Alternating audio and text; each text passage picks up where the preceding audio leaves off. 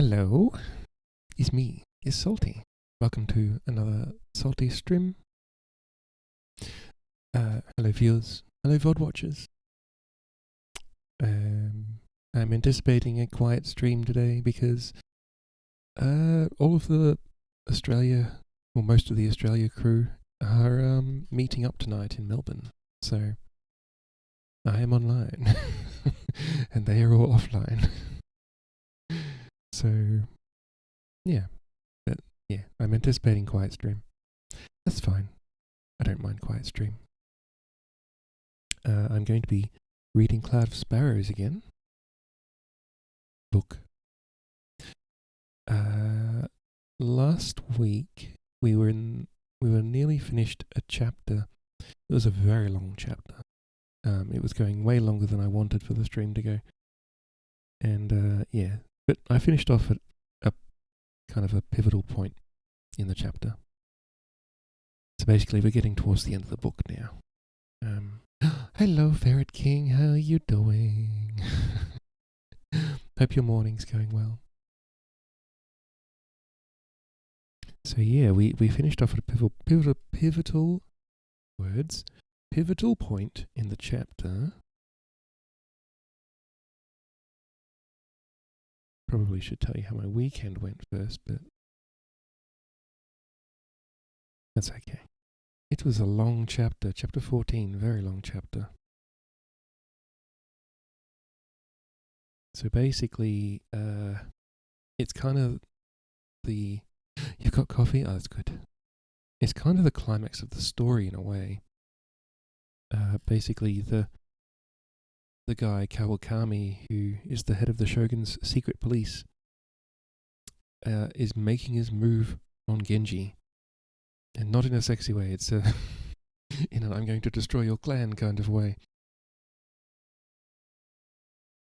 And so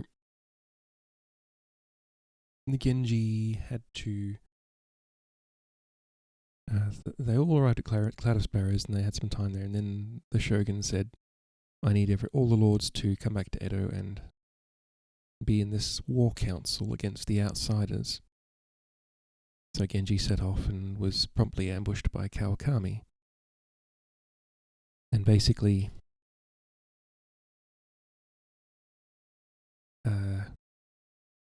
during the ambush, Kawakami sort of paused the offensive when Genji and his party were like hunkered down behind their dead horses. And he wanted to meet with Genji, and Genji was like, okay. And Kawakami basically did the whole evil villain thing where he revealed his secret plan all along. And his secret plan was he never intended for Heiko, his geisha lover, and Ninja, who was secretly working for Kawakami, but Genji knew that she was secretly working for Kawakami. Kawakami knew that Genji knew. That wasn't his plan. His plan was that he got Heiko, who he trained to be the most famous geisha in the land, basically. He got her from an Eta village when she was a very small child. And in this time, Eta were considered the outcasts. They were the untouchables. They were the people that dealt with death like skinning and tanning and things like that. Leatherworking or dealing with the dead. They were like considered spiritually polluted because they dealt with death. So he got her from an Eta village at a very young age. And no one knew about this except Kawakami because he murdered everyone who knew. And now Kawakami revealed this to Genji, and Genji was actually shook for the first time in the story. And Genji didn't let his feelings show, but Kawakami decided to be patient. And basically, I'll read the end part of it for you if you want.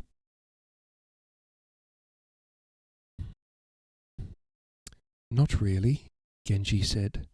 No harm has been done. My feelings are unaffected by your slander. Your feelings? Kawakami laughed. They should be the least of your concerns. A great lord sharing his bed with an Etta, the polluted offspring of stinking, offal-eating, hide-stretching degenerates. I am sorry you will not survive to experience the furor this news will excite when it becomes public. It will put an unfortunate and indelible stain on the reputation of your clan even as it is extinguished. The only thing better, or worse depending on your viewpoint, is if you and Heiko had children, or even married. Regrettably, the pressure exerted by outsiders has forced a compression of events. Things do tend to speed up when they are around, don't they? No one will believe such a ridiculous allegation, Genji said. Do you think not? Kawakami said. Picture mother and sister standing side by side. Will anyone have the slightest doubt then? That will not happen, Genji said. Oh, do you foresee that? Genji smiled. It was a slight smile, and lacked the assurance of his former smile, but it still irritated Kawakami. I have foreseen what is necessary, and heard the same. With your permission, I will impose upon you no longer. Kawakami's adjutant and bodyguards looked at him, waiting for the signal to cut Genji down. He did not give it. Let him return to Heiko. Let him look at her now and feel what he must inevitably feel. Such agony that Kawakami could imagine was worth more than Genji's immediate death. Patience had its own pleasures. ... And that's where we got up to last week. So, yes, Genji must be pretty up. Because, as I said, in those days, Etta were considered the lowest of the low, below everyone. And he, a great lord, who has great station, couldn't possibly even probably look at one. You know what I mean? So, yes, Kawakami set him up with someone who was from an Etta village.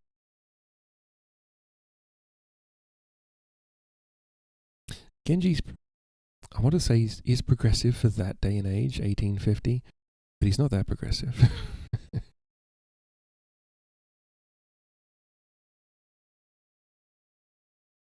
Okay, so we're going to continue on from where we left off in the chapter 14.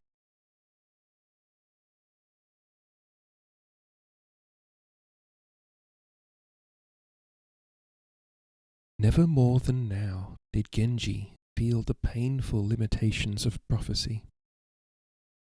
As hopeless as his situation seemed, he knew he would not die here. He had to live to be assassinated in another place, at another time, and to meet Lady Shizuka, who will weep for him, and to have his third and final vision. Yet, what good did that knowledge do him? He had blindly entered a trap of the worst kind. Etta. He could attempt a pretense with Kawakami, but not with himself. The revelation of Heiko's origins devastated him. Etta. In Genji's entire life, not one had even been permitted in his sight. Butchers, leather workers, waste handlers, grave diggers, corpse carriers. Heiko was one of them. Etta. he fought down a wave of nausea.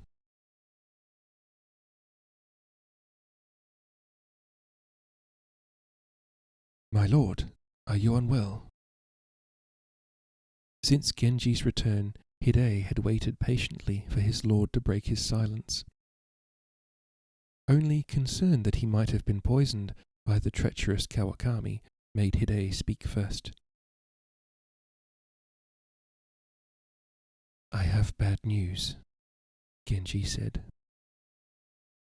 In his absence, his remaining men had built a wall of dead horses around their tiny redoubt. Their thick bodies rendered the position essentially bulletproof. Genji would have been more than able to appreciate this ingenuity had the animal corpses not reminded him so forcefully of what he had just learned. He did not look at the faces gathered around him. If he did, he would have to look at Heiko, or she would notice his failure to do so, and he could not look at her just yet. Instead, he kept his eyes on the silk-wrapped box he had brought back with him. Lord Shigeru is dead. Oh, that's right, Kawakami also presented him with the head of Lord Shigeru, his uncle. R.I.P. that madman. The shocked gasps Genji heard told him the men had hoped what he had hoped, that Shigeru would arrive at the last minute and somehow miraculously scatter the hundreds of enemies who surrounded them. Shigeru could do it if anyone could, and only Shigeru. "Is it certain, my lord?" Hide said. "Kawakami is full of tricks. Might this not be one?" Genji bowed to the box and unwrapped it. As he did so, he noticed Heiko speaking softly to Emily, who immediately dropped her gaze to the ground in front of her. He felt gratitude for Heiko's kindness and shame at his own persisting inability to perceive her in other than the most distressing light. There was another gasp when he opened the box. Several of the men began to sob. Soon, all were weeping. The 11 samurai who had survived Sahaku's charge and Kawakami's ambush, some of them badly wounded, were all men Shigeru had trained. Harsh, exacting, relentless and merciless, he had been the last of the old-style masters of the arts of war. No member of the clan had been more feared, hated, and revered. His loss tore at the warrior essence he had helped to forge deep within each man's heart. Emily, unable to contain her emotions, said to Heiko in a choked voice, "Must war be waged so cruelly? Is not death terrible enough?" "Hello, Bee. Oh, thank you for lurking. Hope you have a good task tonight."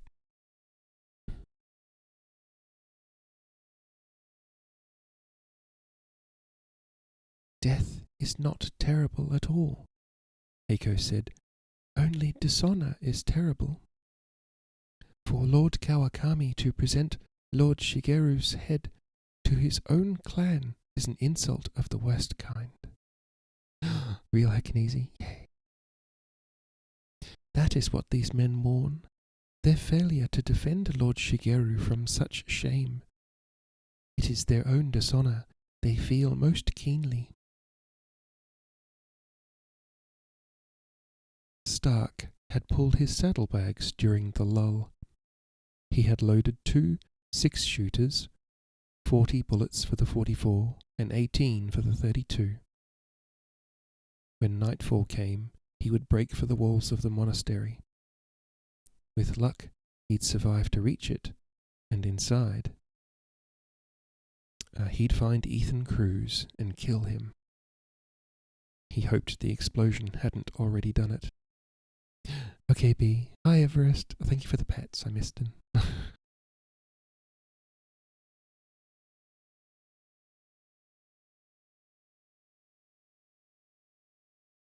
Hide, tell Lady Heiko and Lady Emily that they must leave us now. Genji said, Lord Kawakami has guaranteed their safety. Mr. Stark is also free to go if he chooses. Yes, Lord. Hide went to tell Heiko. Heiko had heard Genji's words quite clearly, since their makeshift fortress was not large, and she was no more than 10 paces from him. She wondered why he didn't speak directly to her. Since his return, he'd not looked her way once. Had Kawakami said something to shake his trust in her? Surely, no matter what it was, Genji would not believe him. If there was any certainty in an uncertain world, he must know her love for him was true. Before Hide could speak, Heiko said, I will not go. My lady, there is no choice in the matter, Hide said. Lord Genji has commanded it. Heiko swiftly drew her dagger and held the edge against her throat.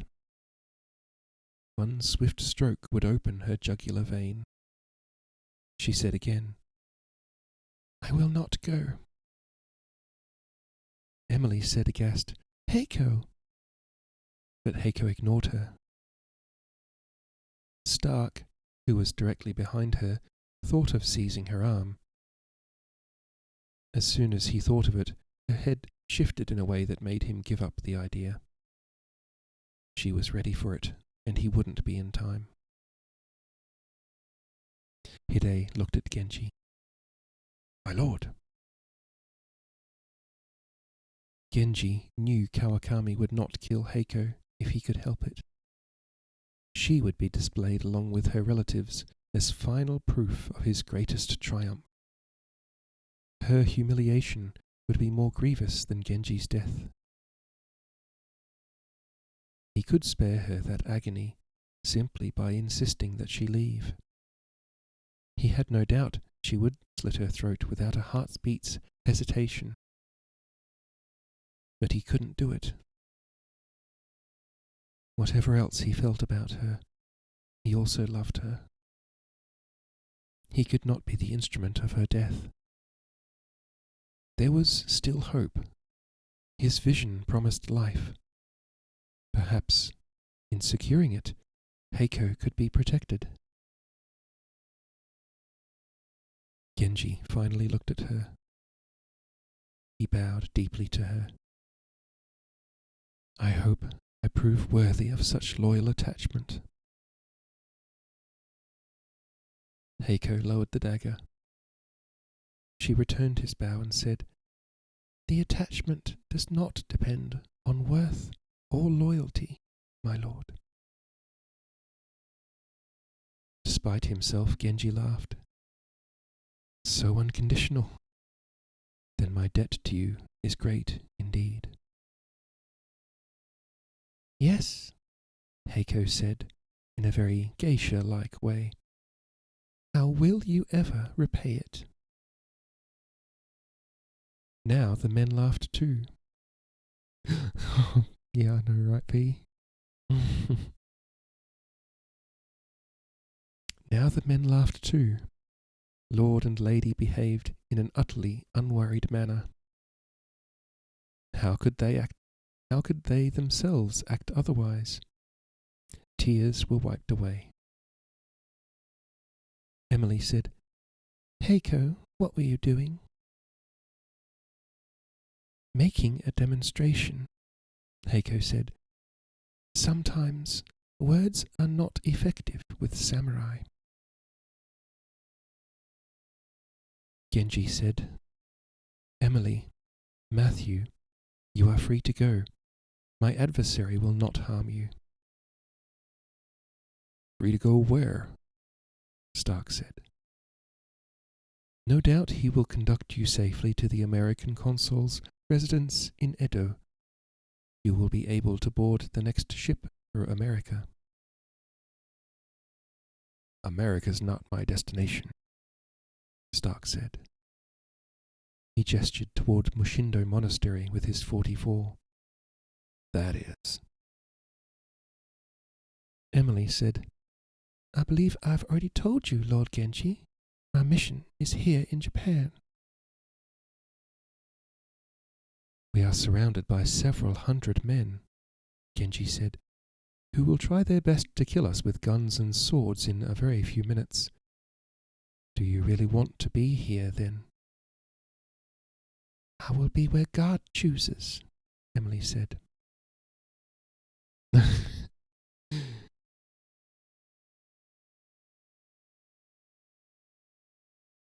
I'm going to leave that one alone. Stark smiled and cocked the hammers of both revolvers. Genji bowed and turned his attention to his men. Lord Kawakami intends to retrieve my uncle's head when he comes for mine. I do not plan to oblige him in either case. We will take his head instead, Hide said. We will leave it to rot outside the walls of his own burning castle. Yes, many voices exclaimed together. Why wait? Let us take it now. Stop, Genji said, just in time to prevent half of his handful of men from making an immediate suicide charge into Kawakami's guns. Some time past, I received a vision which clarifies the present. This is not the end. He did not add that his vision did not necessarily indicate the survival of anyone other than himself. His statement had the desired effect. He could see confidence returning in the men's eyes and posture. Of course, anyone eager to commit suicide anyway has my permission to attack.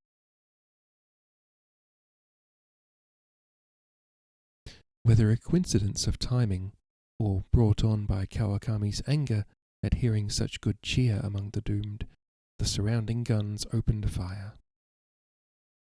Volley followed volley without pause. Musket balls tore into the animal flesh walls in such profusion the worst hit parts began to disintegrate. Waves of bullets whistled through the air over them. Were what he had seen truly visions? Genji began to doubt it. It seemed far more likely now that his head and his uncle's would soon be hanging from the pommel of Kawakami's saddle. Or, perhaps, since the sticky eye seemed to be rather excessively fastidious, from his adjutants. But he recalled a rule his grandfather had once told him. The foreseen can be depended upon to occur in an unforeseen manner. Hide saw the smile on Genji's face and felt his confidence soar, even as the situation appeared to deteriorate at an accelerated pace.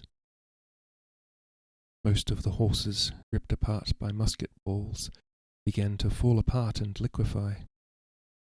A foreleg bounced off Hide's shoulder and splashed into the bloody mud. Within the circle of shredded animal flesh, everyone was soaked in horse blood. Okay, first. A hell realm was materializing around them. Yet, Genji smiled. Hide tightened his grip on his sword. More than ever, he was certain of their victory. How it would occur, however, was still a great mystery. ...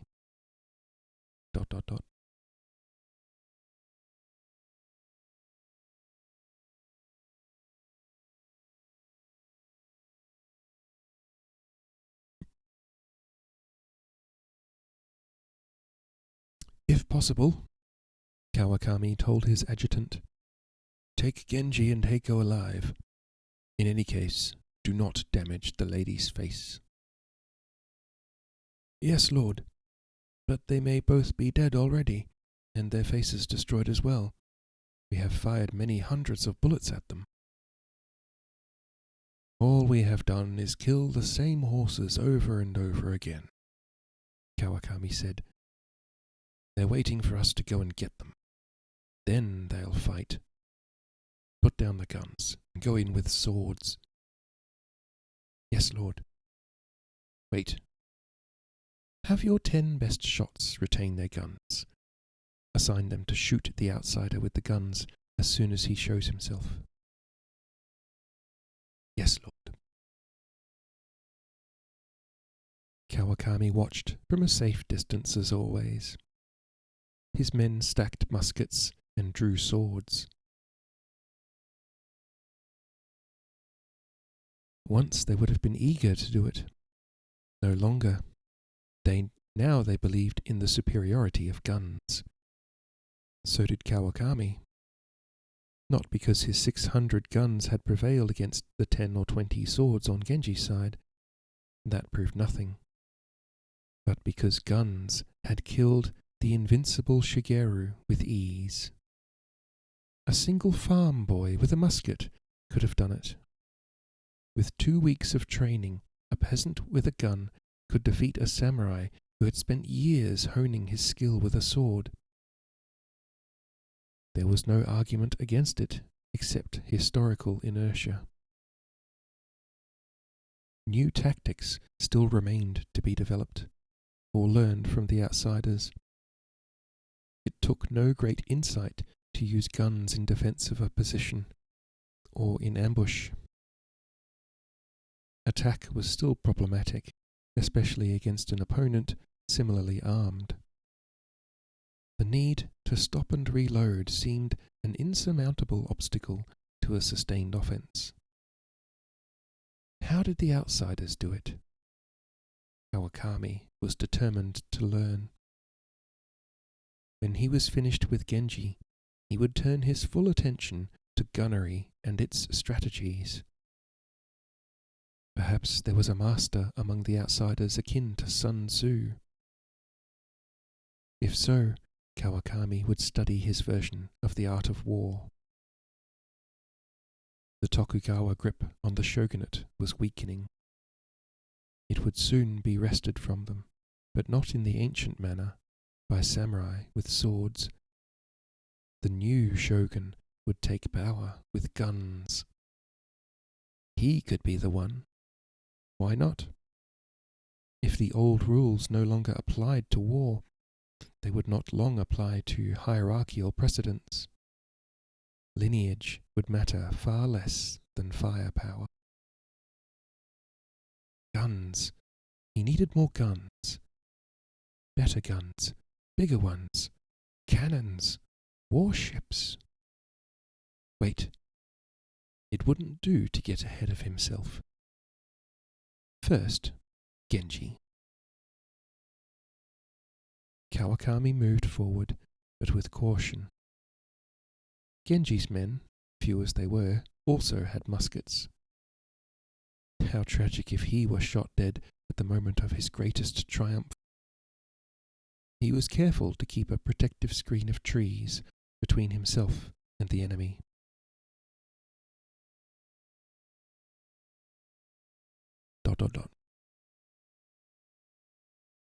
Why have they stopped shooting? Hidei said. My head, Genji said. To take it, they must use swords. Taro cautiously peered past the protective carcass in front of him. Here they come.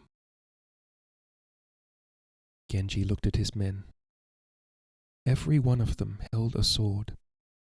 Discarded muskets lay in the bloody mud. It would be more efficient to meet the attack with a volley of gunfire before engaging with swords, but efficiency was not on their minds. They were samurai.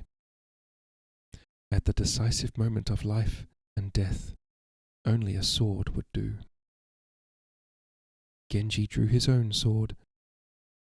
Perhaps he was the last Okamichi, and as the last, he was the one with completely false visions. There was no assassination awaiting him in the future. There was no Lady Shizuka, no heir waiting to be born, no third vision. Everything had been a delusion. He looked at Heiko, saw her looking at him. Their smiles were simultaneous. No, not everything had been a delusion. Prepare yourselves, Genji said to his men. We will attack. That was the way for a samurai to die, in the attack, like a boulder plummeting from an infinite height into the endless void. Ready! A volley of musket fire from the walls of Mushindo Monastery drowned out the rest of his command. Half the front rank of Kawakami's samurai went down. The advance immediately became a disorderly retreat, with panicked men running in every direction away from Mushindo. A second volley followed, and more of Kawakami's men fell. Genji saw the barrels of about 40 muskets on the wall. Who were they? He didn't have time to speculate. A new disturbance broke out in the rear of Kawakami's position. The ground beneath him reverberated with the impact of horses' hooves. Cavalry, Hidei said. Someone is attacking Kawakami. Reinforcements, Taro said. How? Hidei said. Our domain is 3 days away for a man on a swift horse. Look out, Taro said. They're coming back. Kawakami's battalion, now desperately trying to escape the cavalry charge, ran back toward Mushindo. Devastating musket fire greeted them again. But as the musketeers reloaded, the deluge of frightened men resumed. Scribs, how you doing? I hope you're well.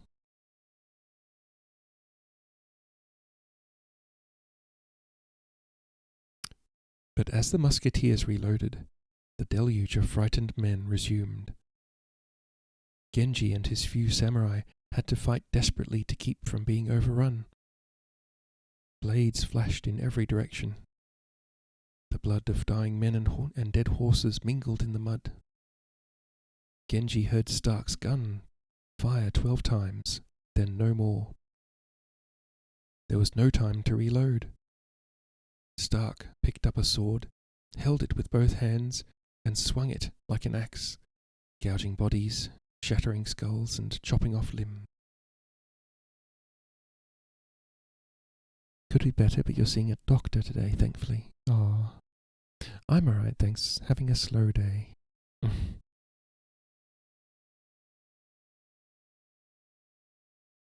Eiko and Hanako stood at the center with Emily between them, slashing and stabbing at whoever came close. One of Kawakami's men got behind Hidei, who was already engaged with several others, and cut at him. Hidei! Shouting his name in warning, Hanako threw herself in the way. The falling blade severed her left arm above the elbow. Horsemen burst from the woods. Makeshift sparrow and arrows pennants flew from their banner staffs. They hacked and trampled their way through the retreating mass toward Genji, shouting his name as a war cry. Genji! Genji! Genji! Eiko said in an astonished voice, Do you see who it is, my lord? Yes, I see, Genji said. But can I trust my eyes? ...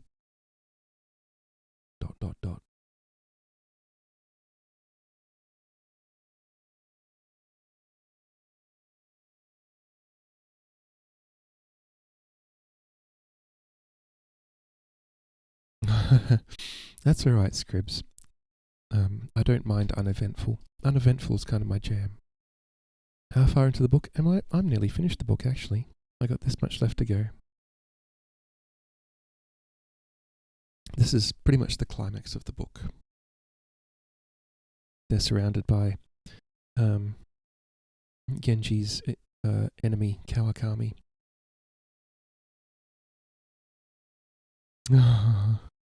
Thank you, Scribs.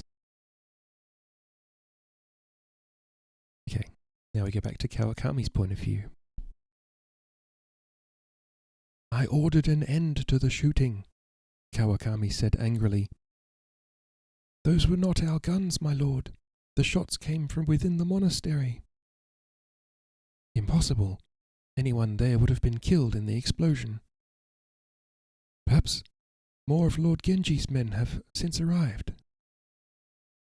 The adjutant looked fearfully over his shoulder. From the start it seemed unlikely he would travel with so light an escort. Could this have been a trap, my lord? That is also impossible, Kawakami said. If it were so, Genji would never have met with me. He would not risk himself unless he had no choice. Tiny. How you doing, friendo?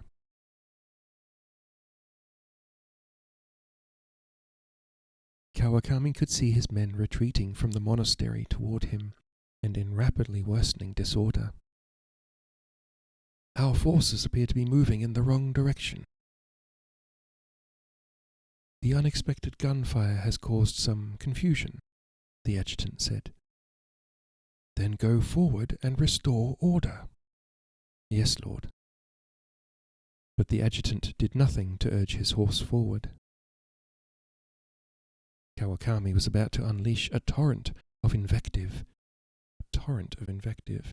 when he was interrupted by shouts behind him. Genji! Genji! Genji! Shouting the Okamichi war cry, mounted samurai crashed through the undefended rear of Kawakami's position. Caught on foot without their own horses, with their muskets stacked and unreachable, trapped between volleys of gunfire and charging cavalry, Kawakami's battalion dissolved in total panic. Many threw down their swords and ran for the only exit from the trap, the road back to Edo. Bullets, swords, and horses' hooves decimated them as they fled.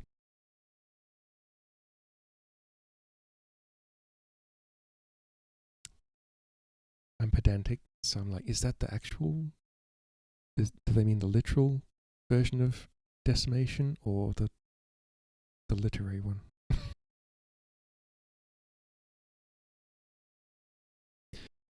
Kawakami and his adjutant were surrounded before they could go very far. Their resistance being feeble, both were captured with little drama. Hold, Kawakami said. I'm more valuable to you alive than dead. I am Lord Kawakami. Despite being a captive, his sense of importance was undiminished. This was merely a setback, not a permanent defeat. Despite the banners you fly, you are not Okamichi samurai, are you? Who is your lord? Take me to him. ... For anyone who's been following along, can you guess who it is who's come to rescue Genji?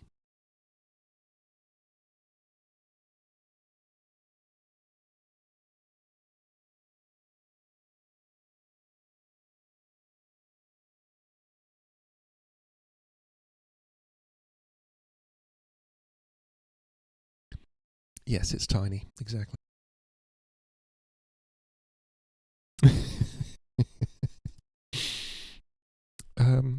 No, it's not his brother, but his uncle was already killed by Kawakami, unfortunately.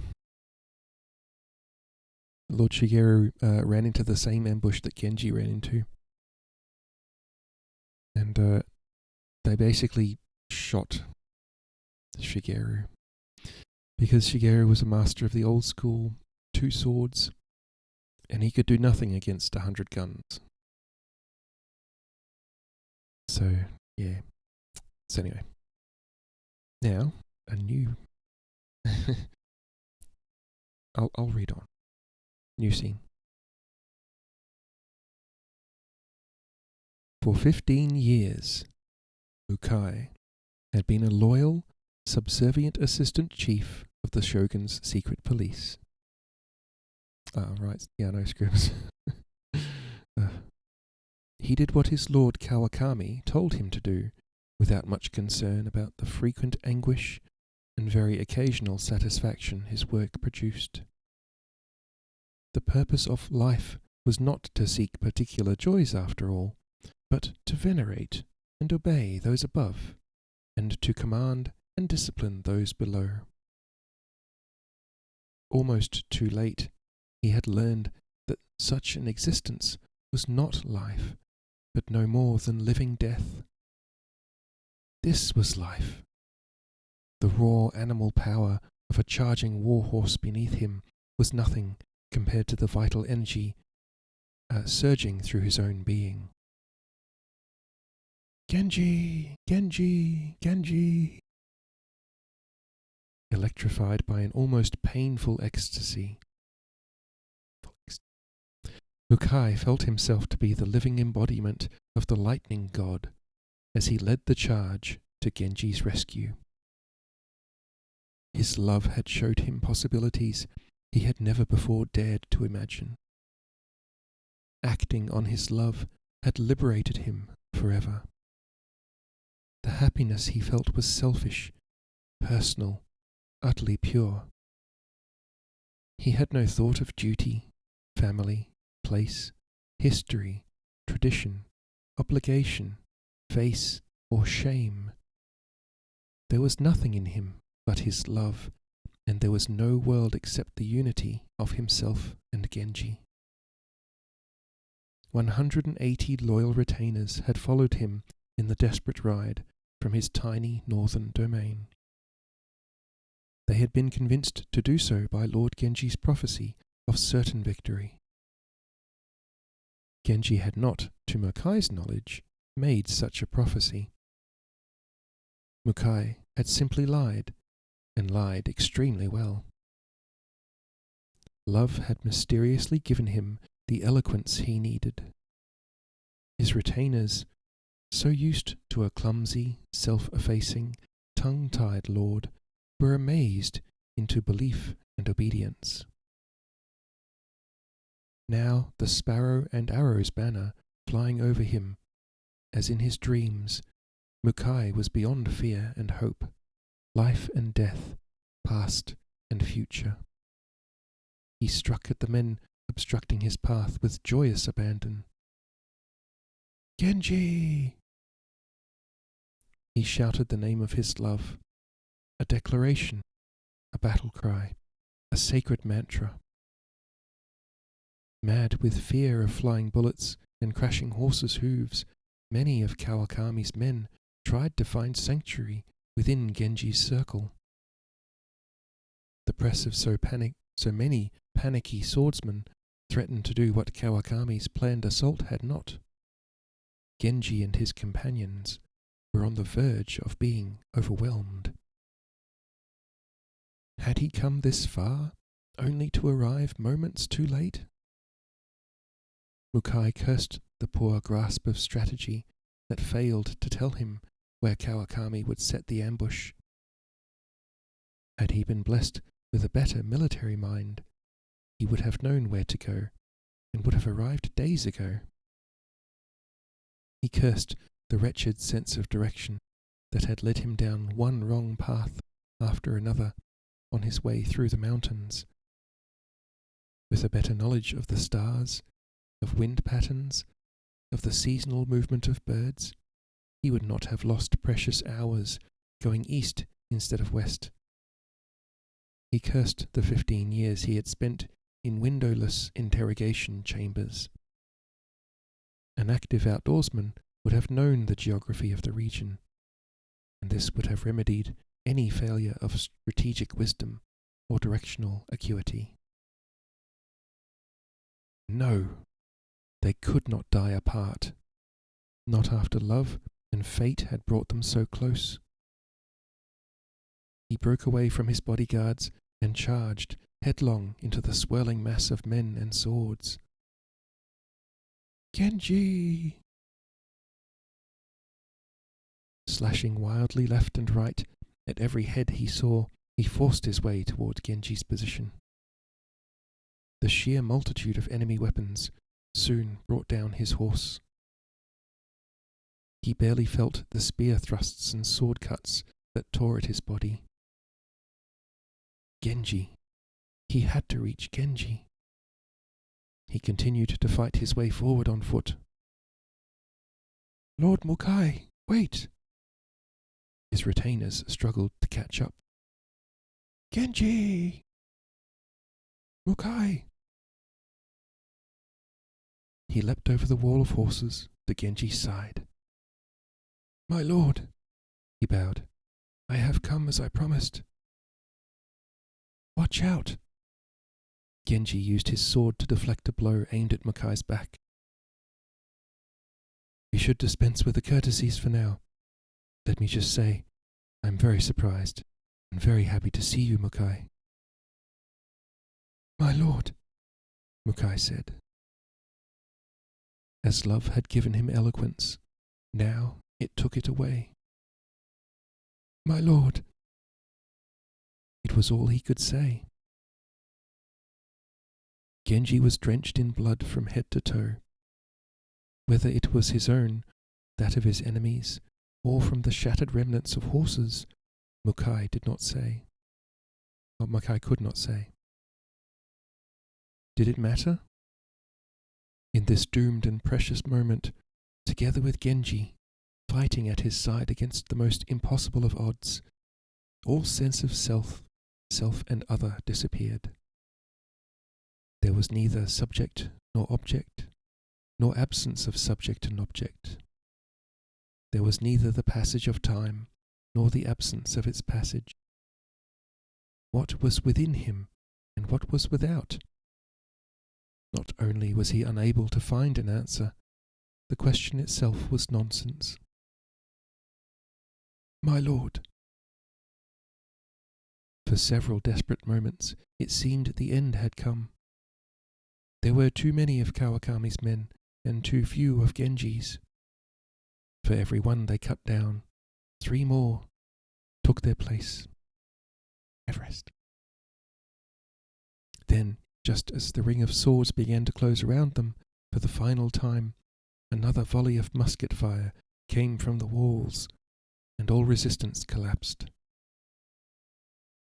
All at once, as if a silent command had passed among them, Kawakami's men discarded their weapons and threw themselves on the ground. It was over. Mukai said, You have triumphed, my lord. No, Genji said, You have triumphed, Mukai. This victory is yours, alone. Mukai smiled a smile, so radiant, he felt certain his whole body glowed. Mukai! Genji caught him in his arms as he collapsed. No worries, Everest. Lord! Mukai's retainers came forward. He waved them off without taking his eyes away from Genji's face for a single moment. Where are you hurt? Genji said. Mukai didn't care about his wounds. He wanted to tell Genji dreams came true not only for visionaries, but for ordinary men like himself too, if they were completely sincere. He wanted to say he had dreamed of this very moment with perfect clarity. The blood, the embrace, the death, the fearlessness, and, most especially, the eternal, transcendent, ecstatic oneness beyond all limitations of perception, definition, and understanding. Then he no longer wanted even that, and there was only the smile. Lord! Mukai's men watched in shock as Genji lowered their lord's body to the ground. He had told them Genji had prophesied victory. He had said nothing about his own death. Lord Mukai is dead, Genji said. Lord Genji, what are we to do? Without Lord Mukai, we are masterless. He has no blood heir. The shogun may well confiscate his fief. You are the loyal retainers of a most loyal and self-sacrificing friend, Genji said. All who wish may enter my service. Then we are henceforth your vassals, Lord Genji. Mukai's former lieutenants bowed deeply to their new lord. What do you command? Well, well, Kawakami said. How touching. How dramatic. Perhaps one day this will appear as a scene in a kabuki play about your life, Lord Genji. He looked down at them from his saddle, his expression as confident as always. Intimidated by his status, Mukai's men accompanied him as they would a guest rather than a captive. In vivid contrast to everyone else, he and his adjutant wore immaculate clothing unblemished by combat. Dismount, Genji said. Kawakami frowned. Permit me to caution you against getting carried away. The only change is an improvement in your chances of survival. He was no swordsman. His art was otherwise. It was, ironically enough, knowledge, that very quality the Okamichis supposedly possessed beyond all other men. It was knowledge that would give him the ultimate victory. If you negotiate intelligently, you may actually enjoy significant benefit. May I suggest... ... Genji reached up, grabbed Kawakami's arm, and threw him to the ground. Kawakami, choking and gagging, lifted his face out of the muddy gore. You! Genji's sword arced above Kawakami and sliced through most of his neck in a downward cut from right to left. The dead man's head flopped between his shoulders, held there by a spinal gristle. Blood fountained into the air for an instant, then subsided as quickly as blood pressure dropped to nothing. The corpse fell forward into the mud, the head still between the shoulders, the stupefied face staring at the sky. Genji looked at the adjutant. He had been in the tent when Kawakami had spoken of Heiko's origins. Lord Genji, the adjutant said. Kill him, Genji said. The two men on either side of the adjutant struck immediately.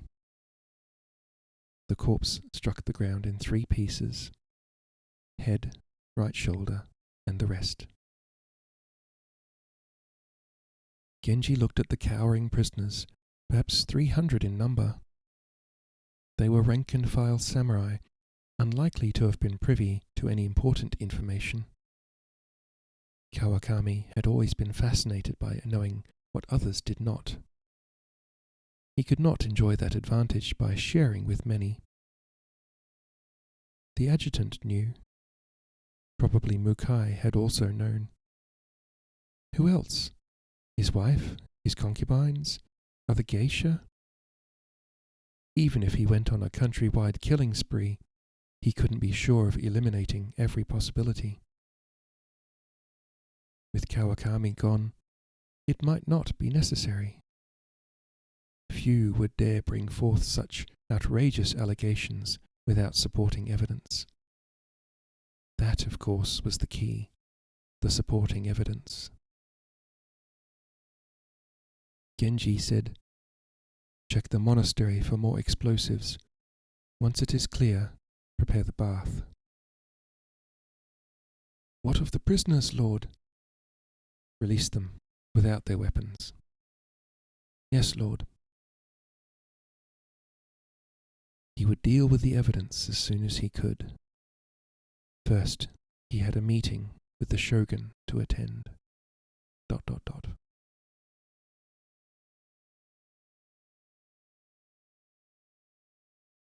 Damn, Genji wasn't messing around.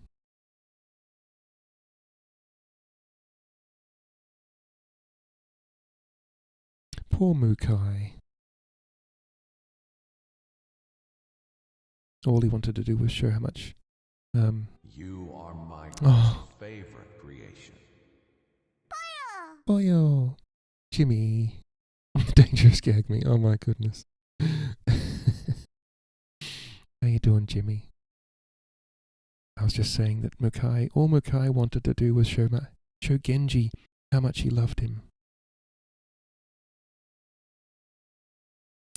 Yes, if you remember, Mukai's story was he was Kawakami's right-hand man. And one day he saw Genji from across the hall at a great gathering and fell in love with him at first sight. And so this book is gay? A little bit. It's a little bit gay. And then Mukai went to a old second-hand shop and found like a sparrow and arrows pennant from a sword or whatever it was, like a guard from a sword, and used it to present to Genji as saying, "Our families fought together at Sekigahara. Here is a sword guard that my family has kept," which was a total lie. And then when Kawakami revealed he was getting ready to, finish Genji off, Mukai vanished. And that's what he was doing. He was getting men to ride to Lord Genji's aid. Life's a little bit gay, lying for the Riz. Yeah. Yeah. Well, so yeah,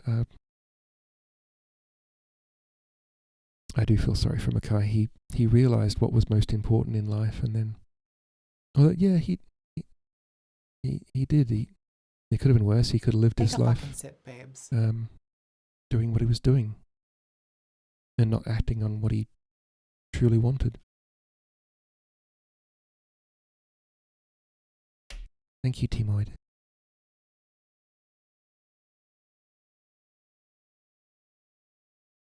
Every Japanese story I read always seems a little bit gay. It's always a little bit gay.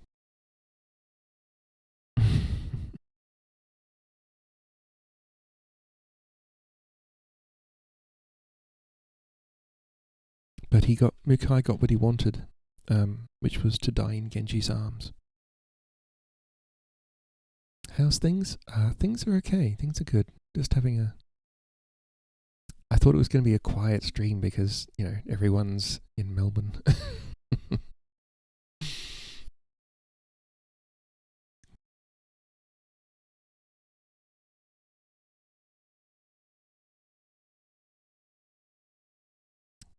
So the chapter isn't done yet. You're not in Melbourne? Tiny's not in Melbourne. I'm not in Melbourne. Melbourne doesn't stink. You got an Askar and Ari update? Oh, I'm so glad they're having fun together. Oh. B, I'm so happy.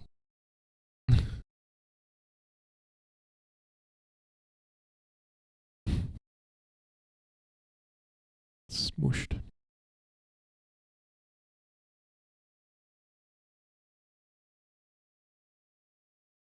So, miraculously, Psyche, that is Genji's most like his major domo, the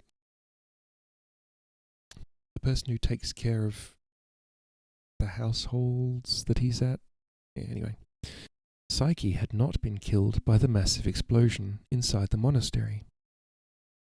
He was unconscious when Mukai's musketeers found him, covered with the remains of Masahiro and his horse.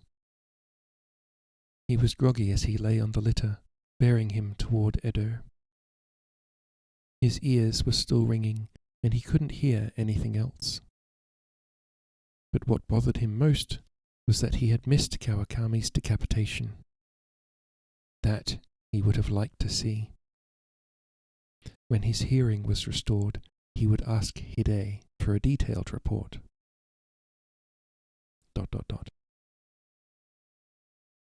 I know, right, Jimmy? Ethan Cruz wasn't in the monastery. But he was somewhere, and he was alive. He had to be. Stark looked back. This was the second time he'd passed this way. He remembered the trail. He'd find his way here from Edo. And he'd find Ethan Cruz. Ringing ear. Ah, okay. Yeah, basically. Psyche's not a spring chicken either. Like, he's pretty old. I'm surprised he... Anyway, literary privilege.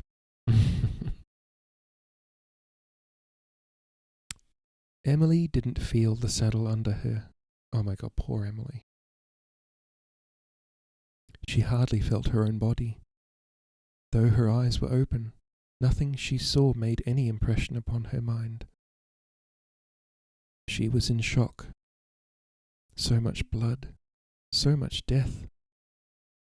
She tried to recall a comforting line of biblical verse. Nothing came to her. ...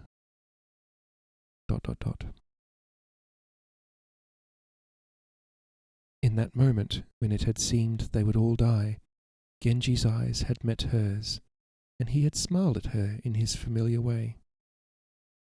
Since then, he had once again begun avoiding her. He was careful not to let it appear so, but Heiko could tell. Nuance and subtlety were among her special talents. What had Kawakami said to Genji at their meeting? ...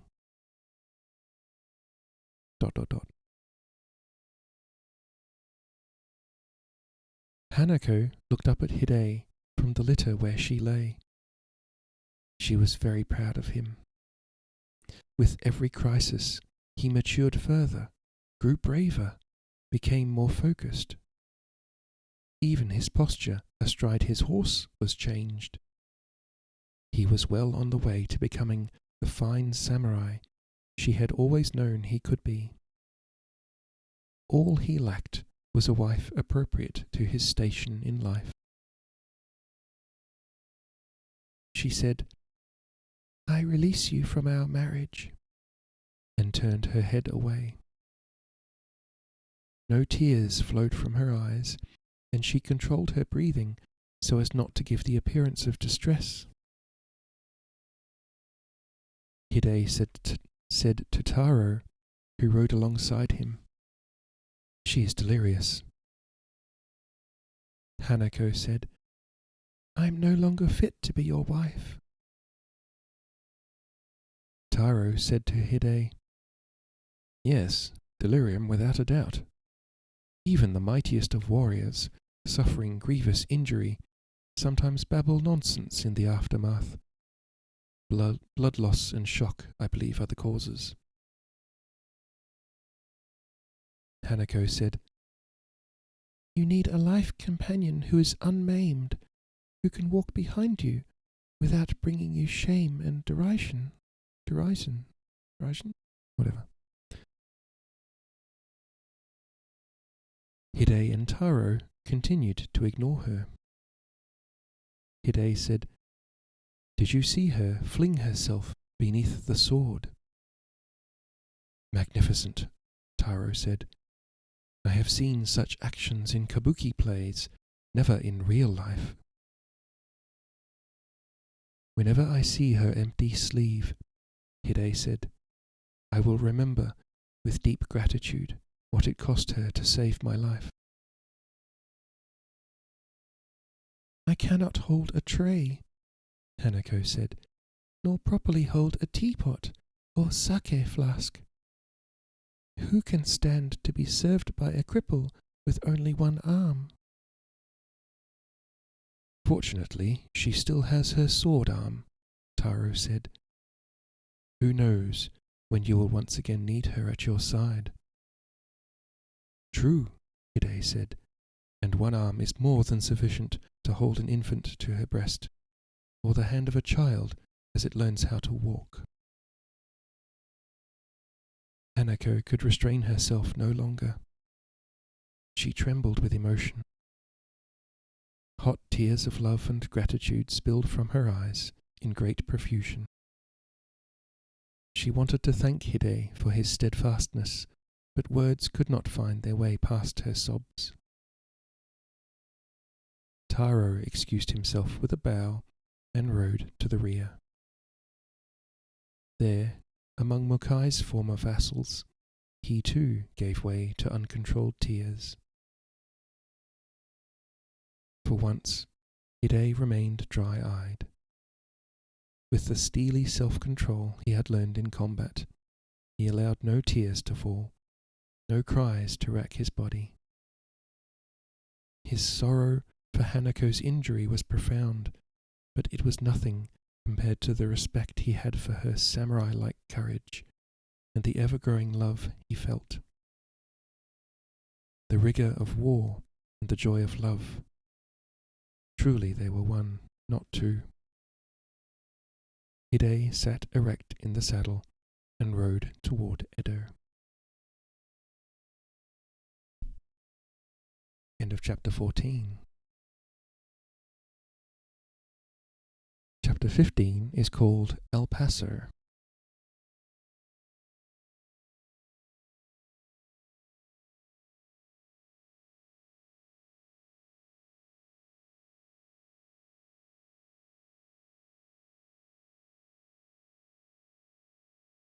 B. That's what Tiny meant.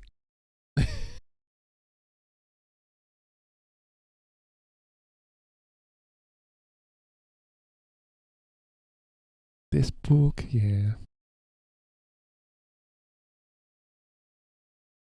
Okay, so up to chapter 15, and I think it's the last chapter. I'm going to try and finish it tonight.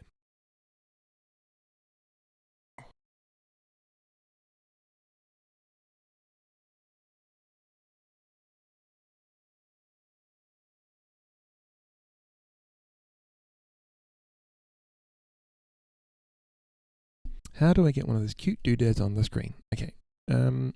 Anyone who follows me can get one of them.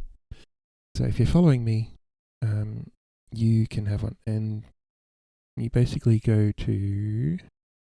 actually, I wonder if there's like a direct link. What is it called again? It is called Stream Avatars. That's a very unfortunate acronym.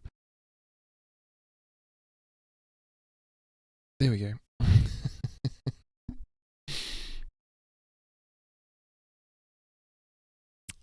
Yes, so you click on that link, I think. Just check it, that it works. Yes, it does. Then you authorize stream avatars, obviously log into Twitch or whatever. And then you pick the avatar you want and it'll just appear. So yeah. I only have some Yoshis and Kirby's and a couple because I spent a few streams setting them up and getting the actual sprites from the game without like resizing them and making them fuzzy. I wanted the crispness. I like the crispness. So I made my own. Except for Kirby. Kirby's one from the workshop. But yeah. Give me a second while I fix my microphone.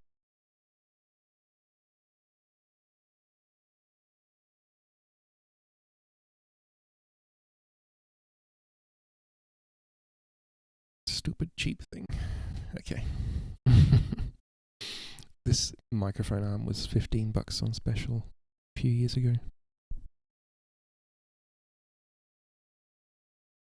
Okay, so chapter 15 is called El Paso. An excerpt from Suzume no Kumo. Words can damage. Silence can heal.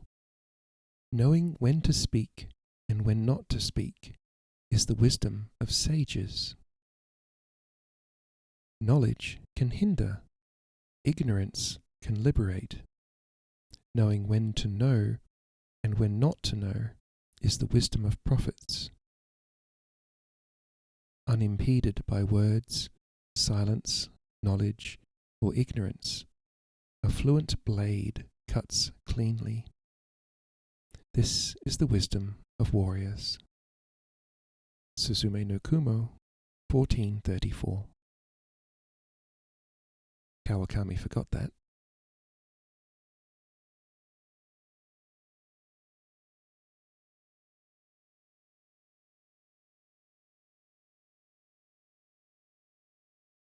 Jimbo looked among the hardy winter plants for sustenance. The act of looking, done with gratitude and respect, was nourishing in itself. Old Abbot Zengen had told him of adepts who had gone so far on the way they no longer needed to eat. They lived on the air they breathed, the sights they saw, and the pure meditations they accomplished. He had not believed it at the time. Now, it didn't seem so far-fetched. From time to time, Jimbo paused and thought of Stark. Oh no, Tiny. He knew his former adversary would eventually arrive. He didn't know when. He didn't think it would be very long. Had he been among the small party of samurai and foreigners that had passed Mushindo Monastery 3 weeks ago? Perhaps. There was no point in speculation. There were 2 certainties. Stark would come, and Stark would try to kill him. He wasn't concerned about his own life. That had stopped mattering to him a long time ago. Or maybe not so long. It only seemed that way. Stark's life was what interested him. If he killed Jimbo, his anguish would not decrease. A hunger for revenge drove him from past murders to his next. Jimbo's death at his hands would only increase his suffering and his burden of evil karma. What was to be done? If he showed Stark the new man that he had himself become, a man of true inner peace, liberated from the pain and suffering of hatred, would he too see the way? Jimbo would present himself without fear and ask forgiveness. If it was not given, he was ready to die. He would not fight. He would not kill. Never again would he raise his hand in violence. A small movement on the mustard leaf caught his eye. He carefully removed the tiny beetle and released it on the ground. It scurried rapidly away on 6 busy legs, its 2 antennae flicking in every direction. The beetle didn't see him. Its life, as vivid and fragile as his own, was on a different scale. He bowed respectfully to his fellow sentient creature and continued collecting his supper. The brush behind him rustled. He recognized the small, quick movements. It was Kimi, the smart little girl from the village. "Oh, Jimbo," Kimi said. You're so quiet, I didn't know you were there. I almost stepped on you. Thank you for not doing so. Kimi giggled. You're so funny. Have you seen Goro? He went looking for you an hour ago. I'm afraid he got lost again. Jimbo and Kimi both were still. They listened. I don't hear him calling your name, Kimi said. Maybe he wandered into the next valley. Please find him. When he gets lost, he gets excited. When he gets excited, he gets careless. And then he gets hurt, Kimi said. If I find him before it's time for your evening meditation, I'll bring him to see you. That will be fine. Bye, Jimbo. She bowed with her hands together in Gassho, the Buddhist gesture of peace and respect. She had been the first of the village children to imitate Jimbo in this way, and now all the rest did too, following Kimi's lead as they usually did. Bye, Kimi. Jimbo returned her bow and her Gassho. Jimbo arrived back at the gates of Mushindo just as two galloping horses approached from the west. He recognized the former monk Yoshi as the rider in the lead. The second man, slumped forward and barely keeping his saddle, was the Reverend Abbot Sahaku. ...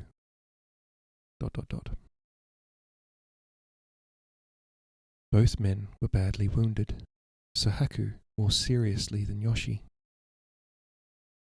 Help me bind him, Yoshi said, quickly, lest he bleed to death. Lest? I will do it, Jimbo said. Look to yourself. You've been stabbed and cut as well as shot. These? Yoshi gestured at his wounds and laughed. Superficial. A large caliber bullet had entered Sahaku's chest on the left side, penetrated the lung, and blown open a fist-sized hole in his back. It was a wonder he was still alive, but alive he was. So, Jimbo, Sahaku said, what words of wisdom do you have for the dying? Nothing special. We're all dying, are we not? Sahaku laughed briefly. A dribble of blood from his mouth put a stop to that. He said, You sound more and more like old Zengen every day. Reverend Abbot, you must lie down. No time. Bind me. He turned to Yoshi. Go to the armory. Get me another set of armor. Yes, Reverend Abbot. Jimbo said, You will not need armor where you are going. You are mistaken. I am going to battle. I will need the armor to hold me together, or I will never get there. Abbot Sahaku, you will fight no more battles. Sahaku smiled. I refuse to be killed by a bullet. Jimbo sealed the wound as best he could with a poultice of medicinal herbs, then wrapped a length of silk tightly around Sahaku's torso. The external bleeding had stopped. Nothing would end the bleeding within except death. Yoshi helped Sahaku into the new armor and tied the laces securely. His torso, loins, and thighs were now covered by plates of iron, lacquered wood, and leather. He took the helmet, but declined the steel collar that would protect his throat and neck, and the lacquer mask for his face.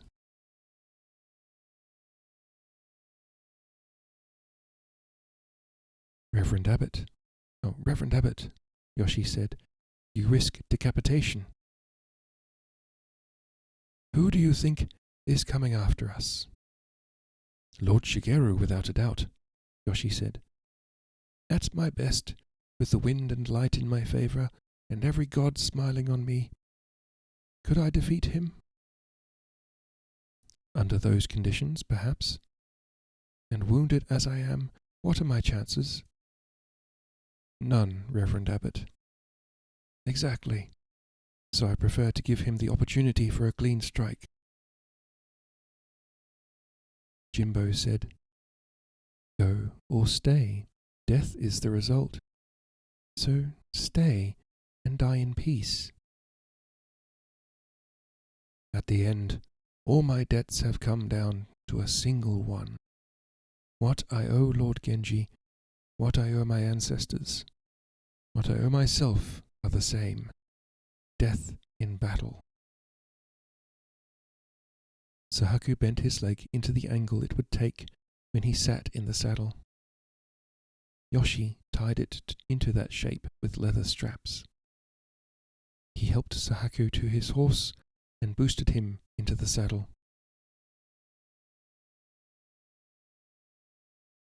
How is it that you are fighting against Lord Genji? Jimbo said. His supposed prophecies are leading the clan to ruin. I thought to save it by overthrowing him. I failed. Now I must apologize. Jimbo said nothing. Sahaku smiled. You are thinking ritual suicide is the usual form. That is correct. This particular case calls for combat. It is always far more satisfying to slay a rebel than to find him already slain. The sincerity of my apology requires that I do what's best suits those to whom I am apologizing. I understand, Jimbo said, though I do not agree. If you must die, then it is far better to do so without again raising your own hand in violence. Your karma would be less burdensome. You are mistaken, Jimbo. It is my karma that requires combat. Sahaku bowed. The effort made him grimace in pain. Remember me to your god or Buddha when you go to him, if he's there. ...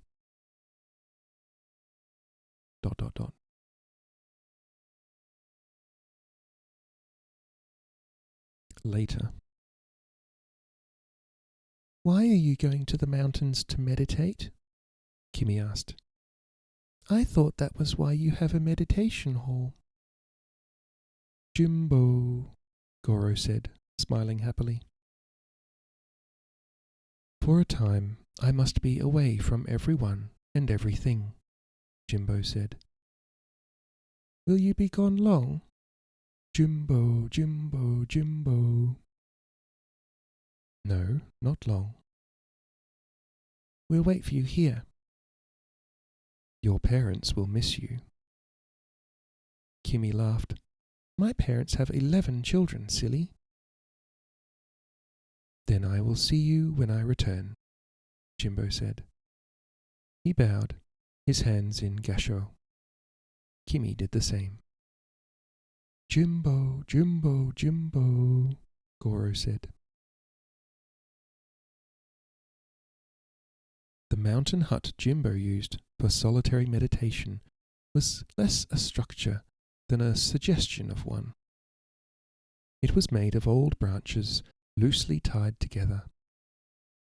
There was more of sky above him than a roof. The walls barely obscured his view of the surrounding trees, and neither seriously impeded wind or weather. Old Abbot Zengen had built the hut. It was very much like his single brush-stroke renderings of mountains, animals, and people.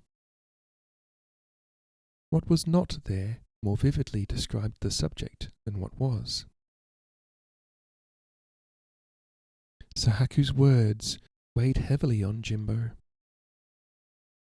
It is my karma that requires combat, he had said. Was this also Jimbo's karma? He was not the man he had been. Of this he was certain.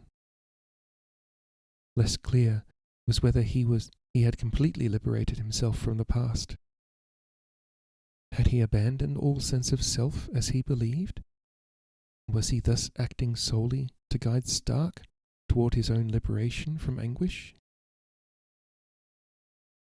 Or were the deceptions of a most subtle and insidious pride blinding him, or binding him yet more tightly in delusion? Jimbo's breathing deepened and deepened yet more. Inhalations and exhalations grew imperceptible.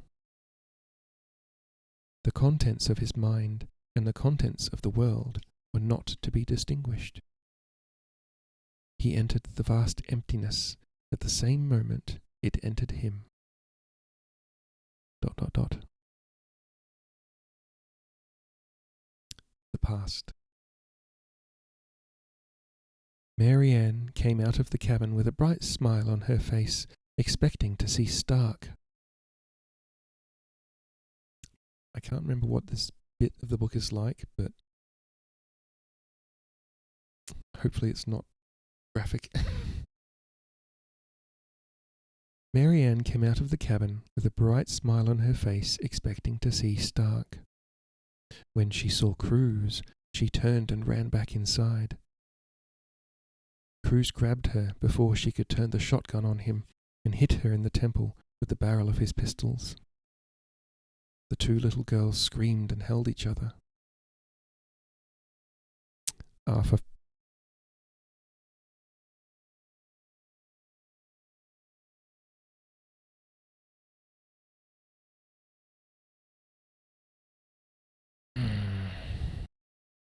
Okay, so yeah, it is graphic.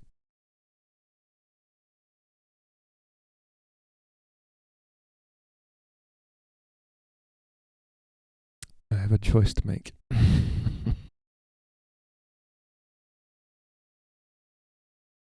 Jesus. Okay. Graphic or explicit?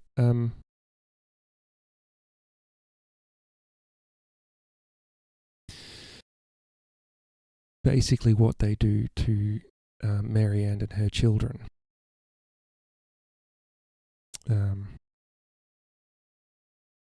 Well, basically what Ethan Cruz does to them.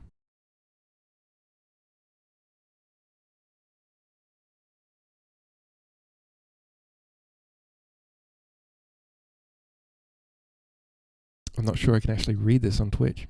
Damn, this book took a turn.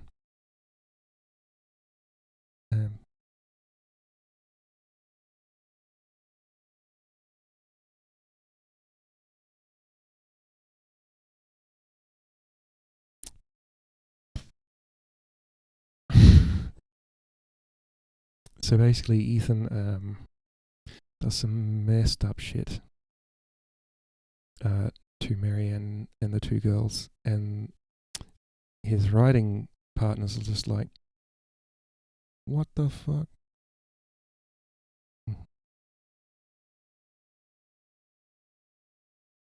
Actually, I'll just, yeah, okay.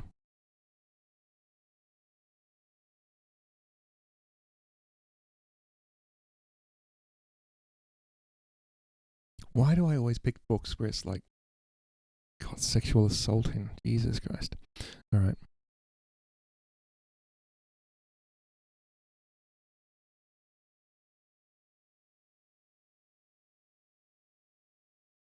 So basically, Ethan Cruz kills the children in front of their mother and pins her to the wall with his knife.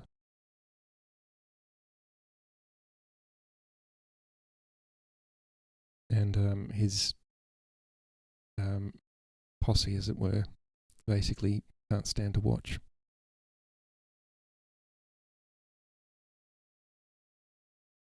And yeah, so Cruz basically does that to all of them.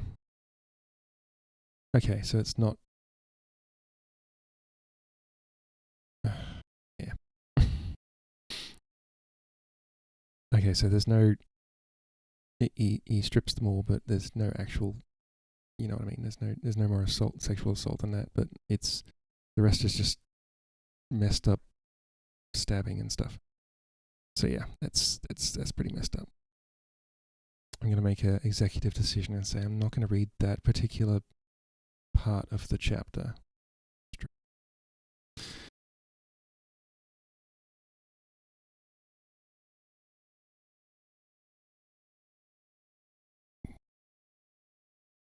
So yeah, now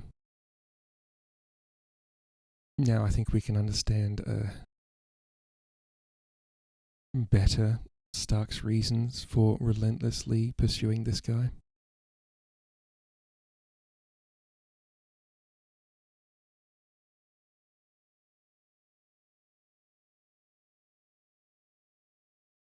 Okay, so yeah, executive decision, not reading that. You are welcome to read it yourself on page 364 of Cloud of Sparrows, but I refuse. ... End of chapter.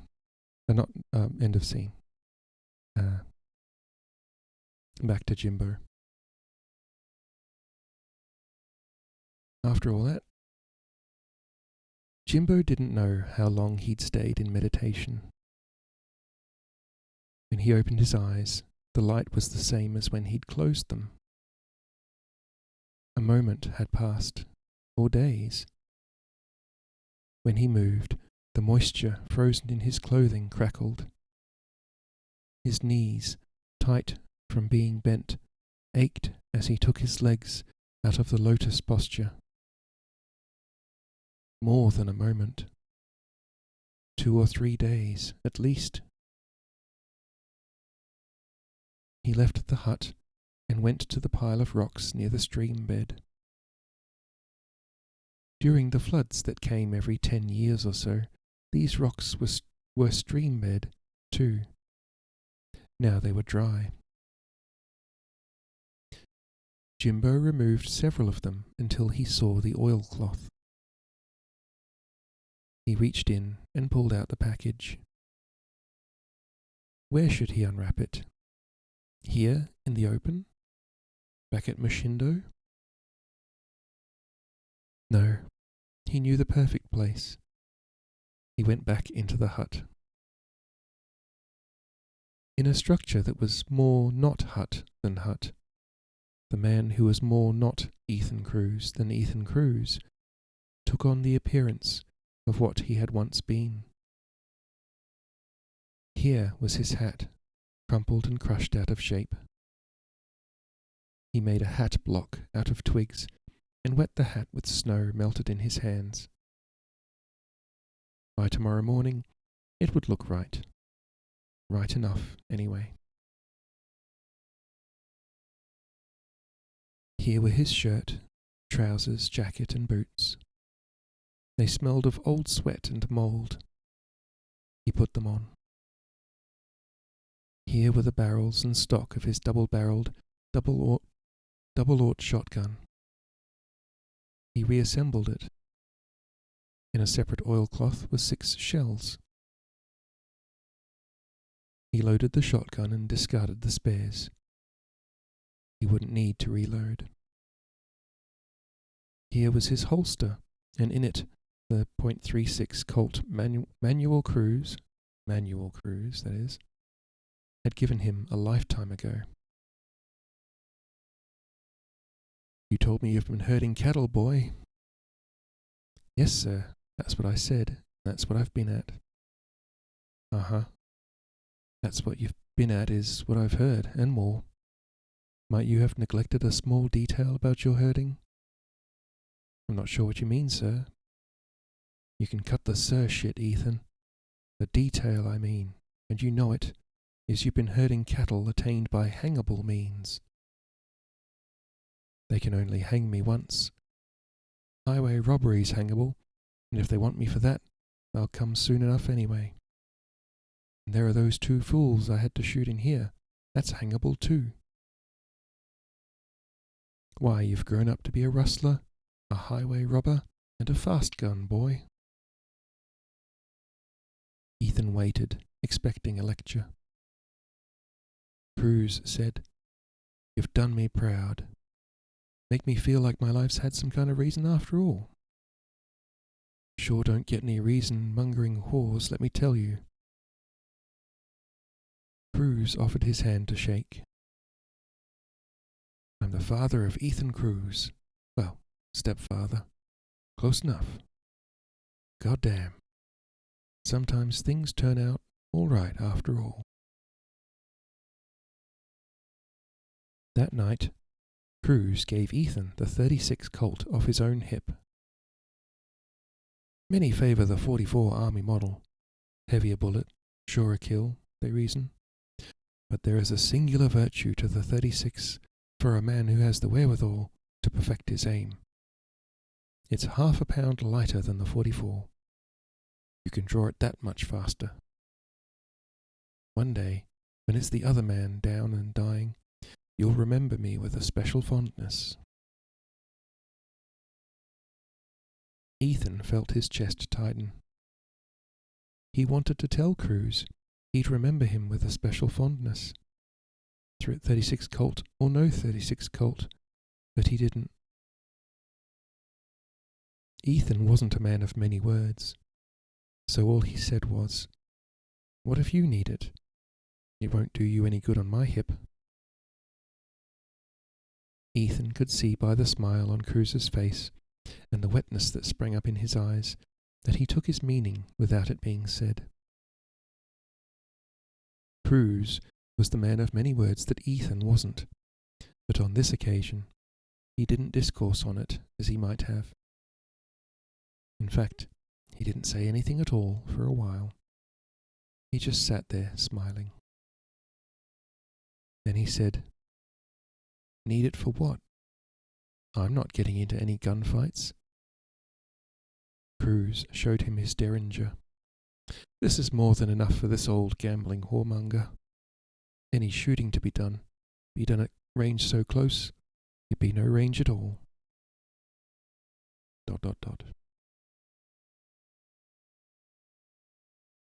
When Jimbo returned to the monastery, most of it was gone.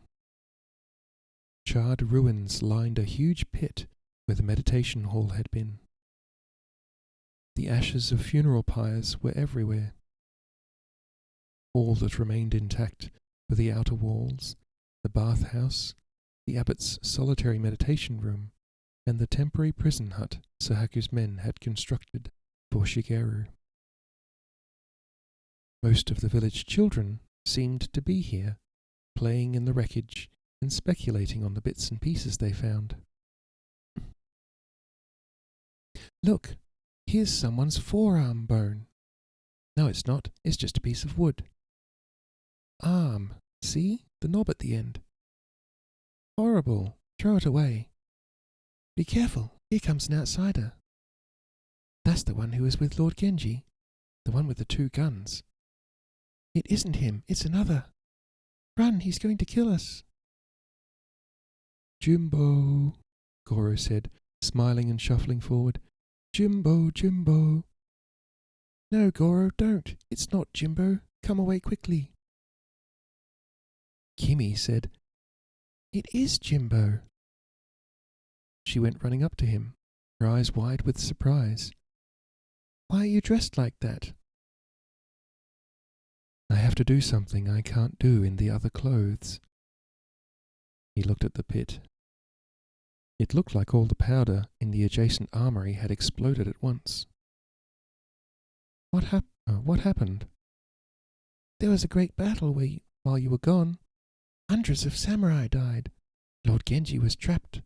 Jimbo, Jimbo, Jimbo. ... Shigeru's head in a box. ... Muskets on the walls. ... Mounted samurai charge. Covered in blood from head to toe." Not all the jumble of information was clear. He heard enough to know that the outsider with Lord Genji was named Sutaku and had survived the battle. As soon as the fighting ended, he had searched the ruins of Mishindo for Jimbo. A woman of unbelievable beauty, certainly a famous geisha, had asked Kimi if she knew where Jimbo was, and Kimi had told the lady he had gone into the mountains to meditate.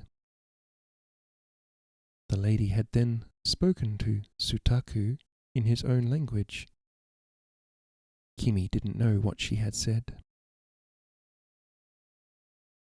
In answer to the children's demands, he told them about his timeless meditation, the moisture turning to ice in his clothing, the visitation of 3 angels sent by Maitreya, the Buddha of future times, proclaiming the eternal happiness of the village children, for they were all to be reborn in Sukhavati, the pure land of Amida, the Buddha of compassionate light.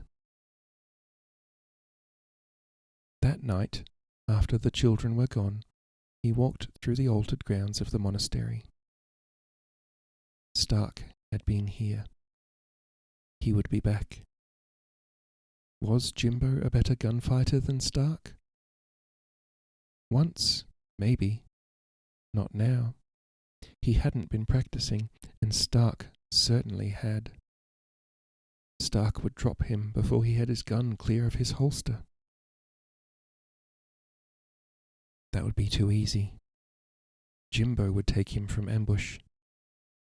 Stark was too angry and too grieved to be as careful as he should. An ambush would work. Jimmy.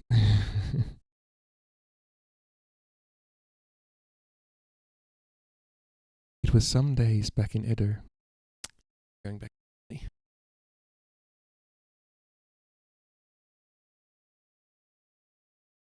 It was some days back in Edo before Emily was sufficiently recovered for Stark to leave. The process was speeded by Genji's encouraging her to take an active part in the design of the chapel for the rebuilt Quiet Crane Palace. There were still dark circles under her eyes, and her lightness of spirit had yet to return. That would take more time. The horrendous carnage she had seen at such close quarters wasn't easily forgotten. Still, she was smiling once again. Must you really go back to the monastery so soon? Yes, Emily, I must.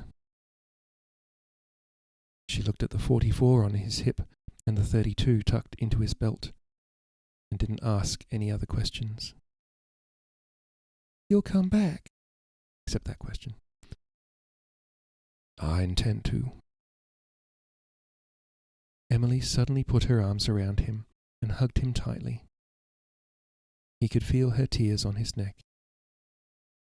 Be careful, Matthew. Promise me you'll be careful. I promise. Genji sent Taro and a contingent of 5 samurai to escort Stark. They understood that they were to allow Stark to proceed to Mushindo alone once they reached the village. He spoke no Japanese, and they spoke no English. They rode in silence. Stark thought the silence would suit him, but it did not. Memories came. He couldn't keep them away. His hatred of Cruz was not as strong as his love for Marianne.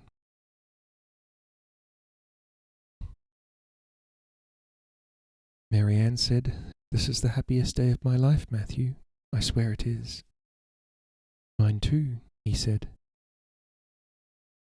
He stood with Marianne, Becky, and Louise in the shade of ironwoods on land he lawfully owned. "I thought I'd build our cabin here. Over there, a garden. Flowers and vegetables. Arrange the herd there." Becky said, "Where's the pigs going to be?" "No pigs," Stark said. Becky blinked in disbelief.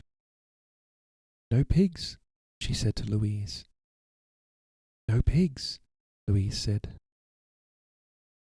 Marianne looked at Stark. Why, those are the very first words she's ever spoken. No pigs? Stark said. Marianne nodded. No pigs, she said. No pigs, Louise said. No pigs, Becky said, laughing. Soon they were all laughing. They laughed so much they couldn't keep standing.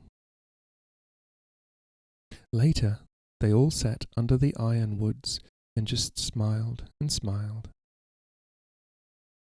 Louise never became exactly what you'd call a talker. That was Becky's speciality. But she did say a word or two from time to time after that. Sometimes the shape of a cloud would make her speak, or the presence of the wind, or its absence. Sometimes she'd have a short conversation with an ironwood or a passing deer. And when she was happy, which was often, Stark would hear her mumbling to herself, "No pigs." If he kept thinking about them, his thoughts would slow his hand down and tighten his shoulders, and Cruz would shoot him dead without half trying. He knew it, but he couldn't stop himself. He could just about see them before his eyes, smiling, laughing, talking. ...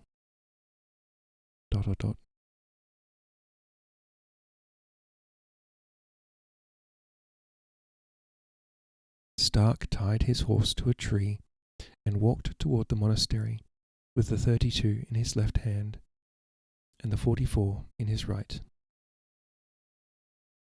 He wasn't going to a quick draw contest. This wasn't Aido with guns. He would find Ethan Cruz and kill him, that's all. He had to be careful. Cruz could be anywhere. Stark wished he had a shotgun. ...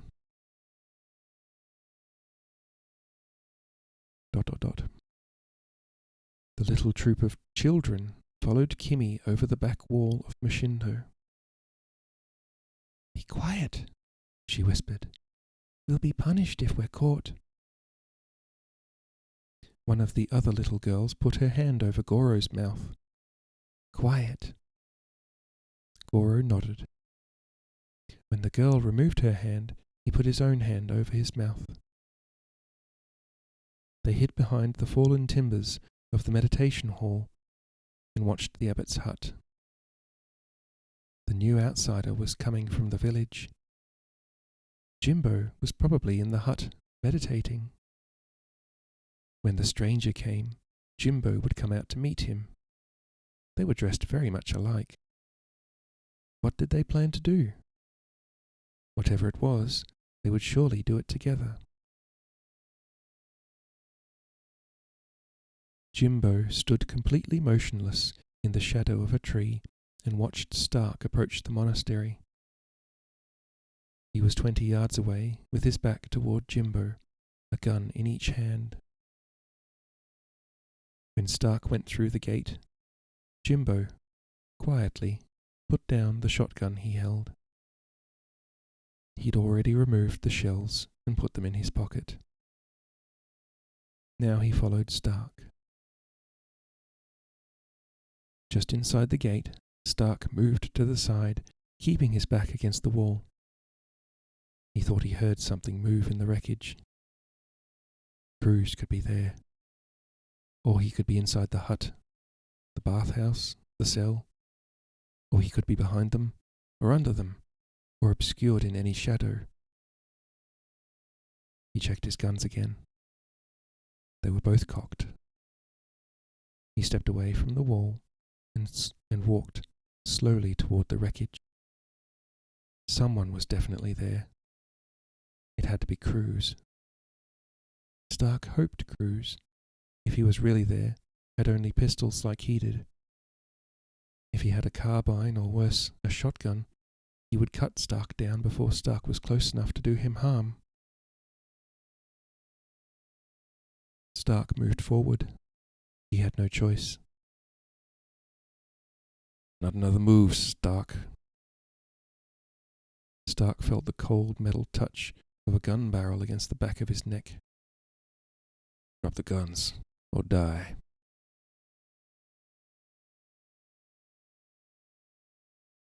Jimbo knew Stark wouldn't disarm. Not now. Not after hunting him so long, and coming so far and finally finding him. Not even if finding him meant it was Cruz's gun, because it was Cruz he thought he'd found, against his head instead of the other way around. Not even if it meant he would die instead of Cruz. He had come looking for death. If it couldn't be Cruz's, his own would do. Any other than you drop the guns, Jimbo said, saying what Cruz would say. I'll blow your head off. Stark did exactly what Jimbo expected him to do. He dove to one side and spun around as he fell, firing both guns, even before he had a clear shot. Jimbo had him in the sights all the way. His heart was calm, his hand was steady, his aim undistorted by emotions. He pointed the barrel of his .36 slightly to the right of Stark, and fired less than half a heartbeat before Stark's heavy .44 bullet tore through his chest. Jimbo! This time it wasn't Goro, but Kimi. Horrified, she leapt to her feet and started running toward Jimbo. The other children were close behind, Goro with his hand still over his mouth. But when Stark stood, they stopped and dropped to their knees, bowing respectfully. In the village, Lord Genji's samurai had told everyone Stark was the equal of a lord and must be honoured. They pressed their foreheads to the earth, even as they held each other and cried. Jimbo saw nothing but sky, and felt nothing bodily at all. At first he thought he was adrift from his physical being, that this was the very moment before his consciousness dissolved back into the void. Then he saw Stark. Stark stood over Cruz. It seemed as though he'd spent his whole life looking for him. Now he'd found him. He'd shot him. The eyes looking up at Stark were clear. There was no pain showing in the face. Jimbo wanted to tell Stark his family hadn't suffered. He'd shot them clean when he'd found them, and they died right away. This is what he wanted to say. But the bullet had torn his heart and his right lung, and he didn't have a voice left. It was just as well. Telling the lie was more a mercy to himself than Stark. Stark didn't want words from him. He wanted revenge, and he'd gotten it. Now it was up to Stark to find what he really needed. Jimbo wished God's grace for Matthew Stark, and Buddha's compassion, and the protection and guidance of the 10,000 gods. He would have smiled, but he knew it would be misunderstood, so he kept the smile in his heart. Stark pointed his .44 at Cruz's left eye and the .32 at Cruz's right, and fired 3 times with the .44 and 4 times with the .32. He would have fired more if there had been more bullets left in his guns. But after 3 and after 4, the hammers he kept cocking fell on spent cartridges. When he finally stopped pulling the triggers of his empty guns, he was looking at a dead body with blood, shattered bone, and gore where a face should have been.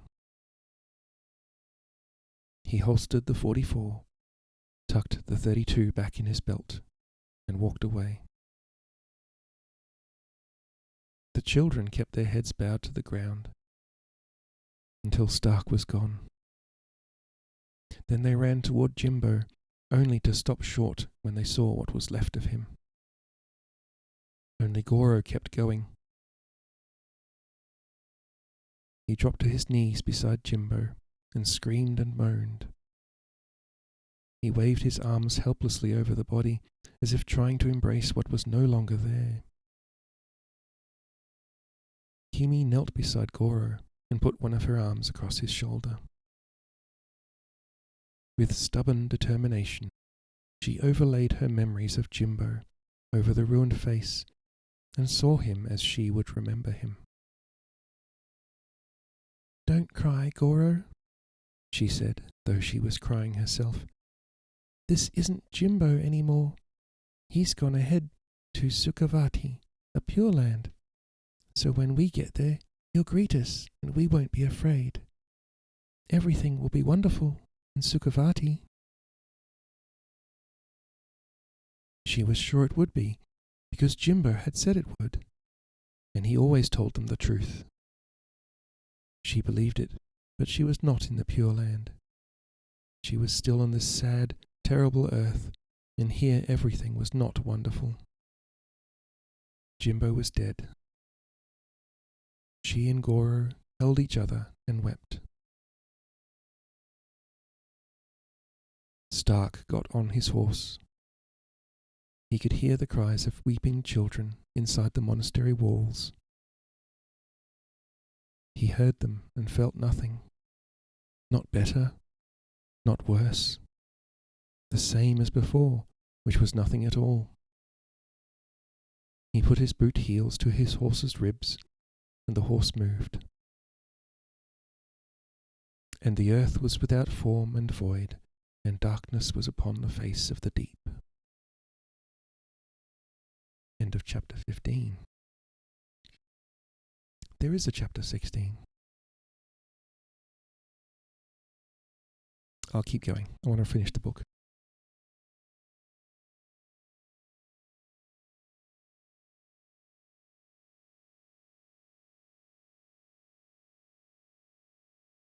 Okay, so part 5 of the book is called New Year's Day, the first new moon after the winter solstice in the 16th year of the Emperor Komei.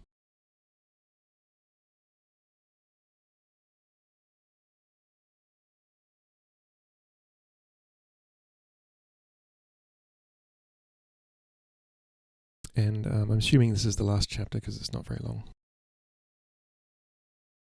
Chapter 16 is called Quiet Grain.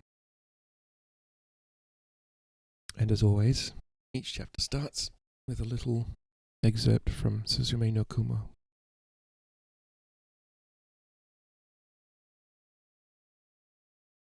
On his deathbed, Lord Yakuo, I'm not quite sure how to pronounce that, Yakuo, Yakuo, received a visit from Father Vieira. Father Vieira asked him what he regretted most in his life. Lord Yakuo smiled. Persistent as the Christian priests tend to be in these matters, Father Vieira asked if it was something he had done or something he had not done. Lord Yakuo said, regret was an elixir for poets. He had lived the life of a rough, unlettered warrior, and would die as one. Father Vieira, seeing the smile on Lord Yakuo's lips, asked if he regretted being a warrior instead of a poet. Lord Yakuo continued to smile but did not answer. While Father Vieira asked questions, Lord Yakuo entered the Pure Land. Suzume no Kumo, 1615.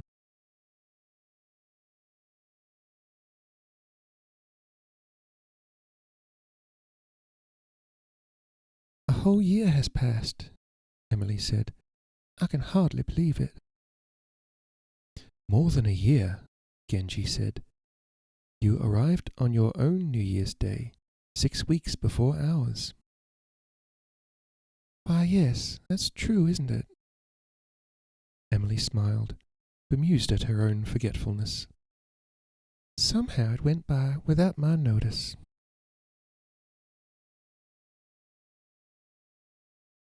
The children's Christmas pageant had so much of your attention, Eiko said. It's no wonder.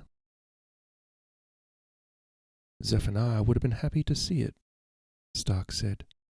So many promising young Christians. They sat in the large room overlooking the innermost courtyard of Quiet Crane. The reconstruction of the palace had been so meticulously exact. Every tree, bush, and pebble in the garden seemed the same as before. The view was only slightly altered in the northeast corner by a steeple topped with a small white cross. Genji's architects had performed brilliantly.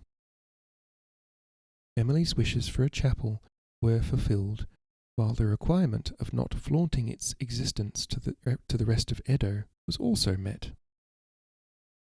The cross could be seen from almost every inner vantage point within the palace, and from nowhere outside of it. A strategic placement of walls and tall trees, with especially dense foliage, was employed for the purpose. The chapel was not used for sermons or services of the usual kind. Emily was not a preacher. She was far too shy, and not nearly as certain as a preacher must be of the exclusive truth of her faith. In a year, she had seen enough of charity, compassion, selflessness, devotion, and every Christian virtue displayed by non-believers to doubt exclusivity was part of God's plan. Great is the mystery of godliness, she said to herself, and added a silent amen. Instead of preaching, she taught Sunday school to curious children. Their parents, often followers of both Buddha and the way of the gods, apparently had no objection to lessons from yet another faith. How one person could even think of believing in 3 religions at the same time was yet another of the many unimaginable mysteries Emily had encountered in Japan. The stories and parables she told, translated by Heiko, found great favour among her young listeners, who steadily grew in number. Lately some of the mothers had been staying to listen too. So far none of the men had come. Genji had offered, but she could not permit it. If he came, his vassals would follow out of duty, and their wives and concubines and children all out of duty to Genji, and not from the hunger for God within their own breasts. The samurai all practiced the disciplines of the Zen sect, a religion without preaching. Indeed, without any doctrine she could perceive, all serious and grim and silent. Was it a religion at all? She once asked Genji to explain it to her, and he just laughed. There is little to explain. I only play at it. I am too lazy to truly do it. What is done? He sat in the contortionist position called the lotus, with each foot on the opposite thigh, and closed his eyes. And what is it you are doing? It seems to me you are doing nothing at all. I am letting go, Genji said. Letting go? Letting go of what? First, bodily tension. Second, thoughts. Third, everything else. To what end?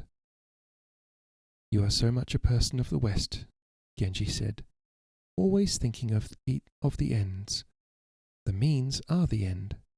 You sit, you let go.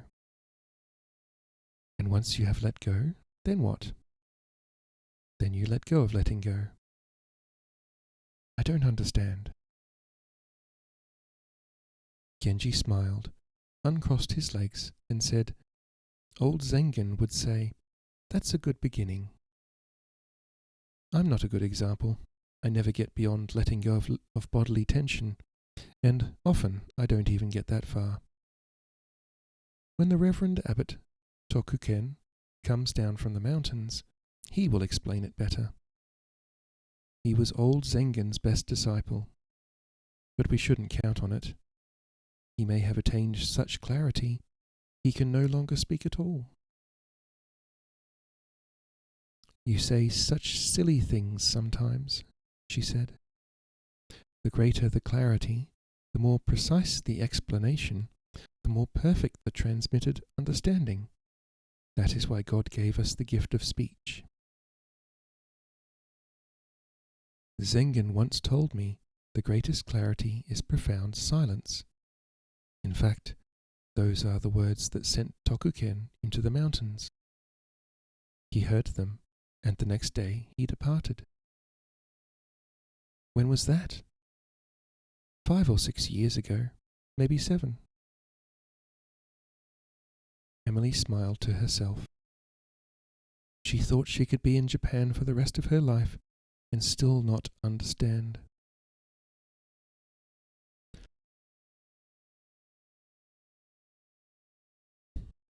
She looked up and saw Genji smiling at her. Perhaps it wasn't so important to understand after all. Perhaps what was most important was to care. Good morning, Lord.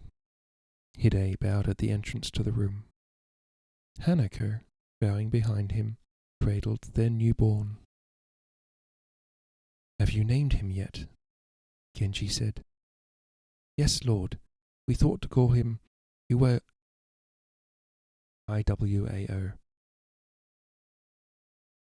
Iwao. Iwao. Iwao? Iwao, something like that. A good name, Genji said. Steady as stone. May he be so, like his father. Hide bowed, embarrassed at the compliment. The father is thick as stone anyway. I hope the son will be brighter. May I hold him? Heiko said. Please, Hanako said. She moved with such ease and grace, the absence of her left arm did not call attention to itself. Rather, one sensed only an unusual degree of gentleness in her every movement. She had, Heiko thought, gained in womanliness rather than lost. Heiko said, What a handsome boy! He will surely break many hearts in the years to come. Oh no, Hanako said. I will not permit it. He will fall in love once, and he'll be true from beginning to end. He will break not a single one. Hide, call in our clan historian, Genji said. Your son is apparently destined to be the first and last of his kind.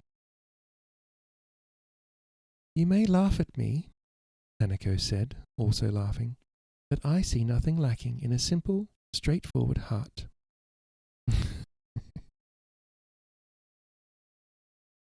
That is because you have been fortunate, Heiko said, to win the affection of just such a one. I am nothing of the sort, Hide said. Bless her cotton socks, I know. My tendencies and habits are towards laziness, insincerity, and dissipation. If my behaviour is better than that, it's only because I no longer have the freedom to be worse. Easily cured, Genji said. Say the word and I will instantly dissolve this most inconvenient marriage. Hide and Hanako looked at each other warmly. Hide said, I fear it is too late. I have grown too used to my captivity. Stark said to Emily, May I wish you a happy birthday now, Emily, since I won't be here on that day. Thank you, Matthew. Emily was surprised he remembered. Thank you very much. Time passes so quickly. There'll be no time before I'm an old maid. she said it sweetly, not to elicit a compliment or a denial, but as something she truly looked forward to. The more beautiful a woman, the more she had to lose with the change of every season. Here in Japan, she had at last no beauty at all, and so nothing whose presence or loss called for the least lamentation. Heiko said, "You're not even close to being an old maid. 18 is considered only the beginning of womanhood, the time of the first true blooming." Genji said, "We have a saying, even cheap tea tastes good on the first brewing. Even a witch's daughter is beautiful at 18. Emily laughed. "Why, Lord Genji, I don't know if I should take comfort in that." "Really, my lord," Heiko said, "is that your best compliment?" "I suppose it doesn't exactly illustrate the point, does it?" Heiko saw by the way Emily looked at Genji, her very eyes smiling, her skin aglow, that she had taken no offence. "Lunchtime." "Shall I?" Hanako asked. "Certainly," Heiko said, giving her back her son. "How far will you go?" Hanako said. "Nothing has been decided," Heiko said. "I think perhaps San Francisco for the time being, at least until the Civil War in America is at an end." "How exciting and how frightening! I cannot imagine living outside of Japan." "I cannot imagine it either," Heiko said. "Fortunately, experiencing it, I will not have to imagine." "What an honor," Hanako said, "that Lord Genji has chosen you to be his eyes and ears across the sea." "Yes," Heiko said, "a high honor indeed." Flashback. "America? Why must I go to America?" "Because I trust no one else so completely." "Forgive me for saying so, my lord, but if exile is the reward, it would be more comforting to be trusted less." "You are not being exiled." "I am being forced from my homeland across the sea to a barbarous land whose ways are completely unknown to me. If this is not exile, what is it?" "Preparation for the future. I've had a vision. In a very short time, everything will change. Anarchy and upheaval will destroy the ways we have followed for 2,000 years. We must have a place of refuge. That is your task, to find such a place." "Genji, if you no longer love me, just say so. Such an elaborate ruse is unnecessary." "I love you. I will always love you." "Your words and your actions are not in harmony. A man does not send the woman he loves half a world away." "He does if he intends to join her." "You will leave Japan?" "Impossible. You are a great lord. You may well become shogun in time. You cannot leave." "How much of the impossible has already happened?" Genji said. "Foreseen in vision after vision by one Okamichi after another. It seems impossible, yes, but can we doubt it? You will go to America, and one day I will follow." "When will that day come?" "I'm not certain. Perhaps another vision will instruct me." "I don't believe you." "After all that we've been through, how can you doubt me? Why would I ask you to go if it were not true? Why would I commission Stark to guide and protect you. Why would I send a fortune in gold with you? Heiko, as strange as it seems, the only explanation is the one I have given you. This is proof of my love, not proof of its absence. She consented. What else could she do? She believed he loved her still. She could see it in his eyes and feel it in his touch. But he was lying to her. About what and why?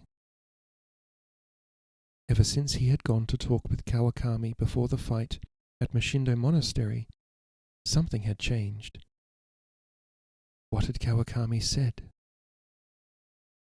Genji claimed he had said nothing special, had only invited him to a meeting so he could taunt him. That couldn't be true. Kawakami had said something. What? Emily said, "Are you not from Texas, Matthew?" "I am." "And will you fight in the war when you return home?" "He cannot fight," Genji said, "at least not right away.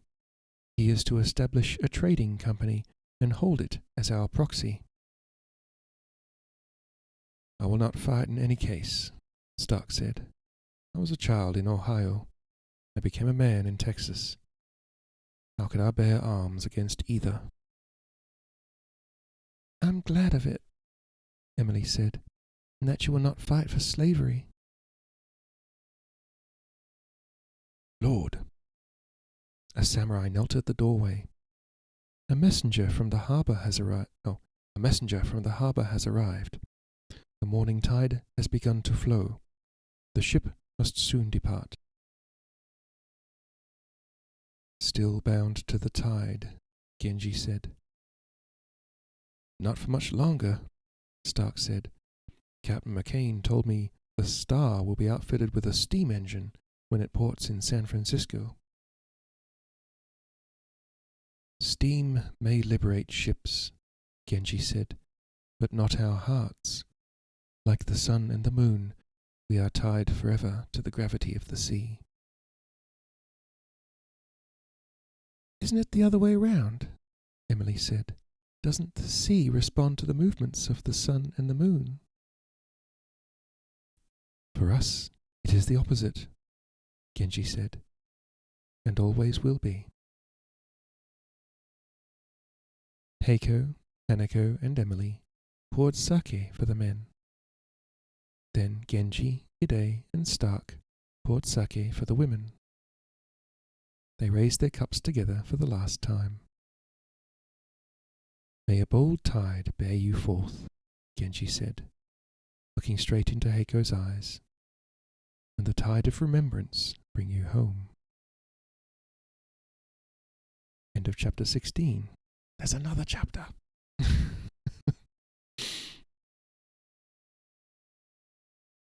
Running out of pages, but it doesn't end. That's kidding.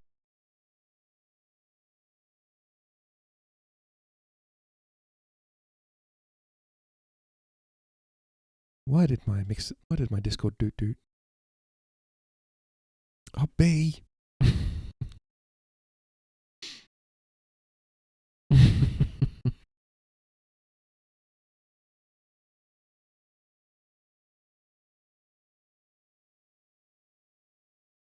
Okay, chapter 17. We've got nothing left, like...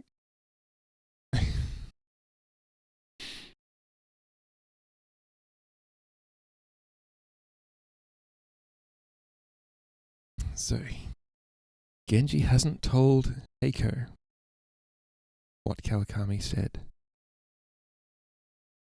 That's probably a smart move, but that's a tough position to be in.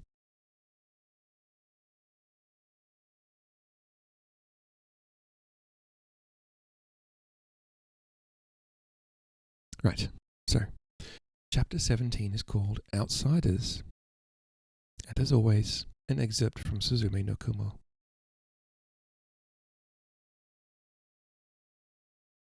gods and Buddhas, ancestors and ghosts, demons and angels, none of them can live your life or die your death. Neither foreknowledge nor seeing into the minds of others will show you the way that is truly yours. This much I have learned. The rest is for you to discover. Suzume no Kumo, 1860.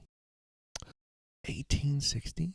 Ah, the year is 1861, so that must have been Genji's grandfather who wrote that bit. Or implied at least. Thank you for following, friendo. Follows are anonymous. Right, so I believe this is the last chapter.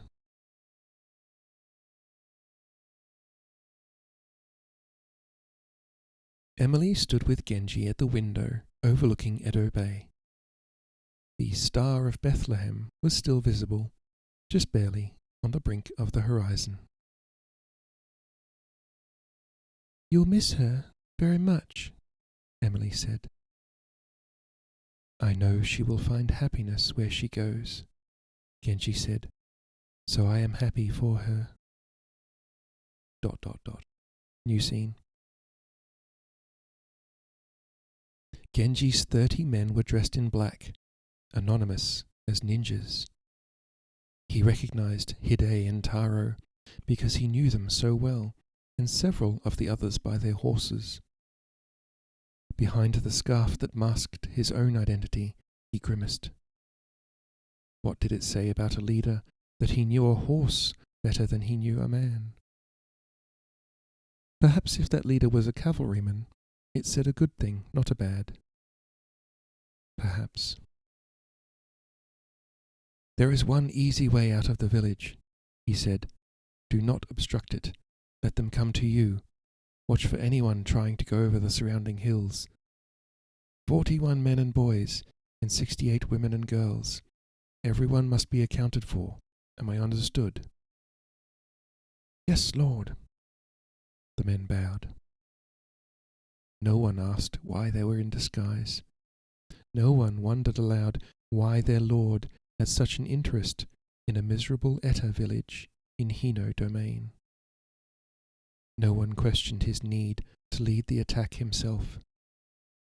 They understood all they were required to understand, that they would enter the village and kill every living person. So they said, "Yes, Lord," and bowed. "Then let us proceed."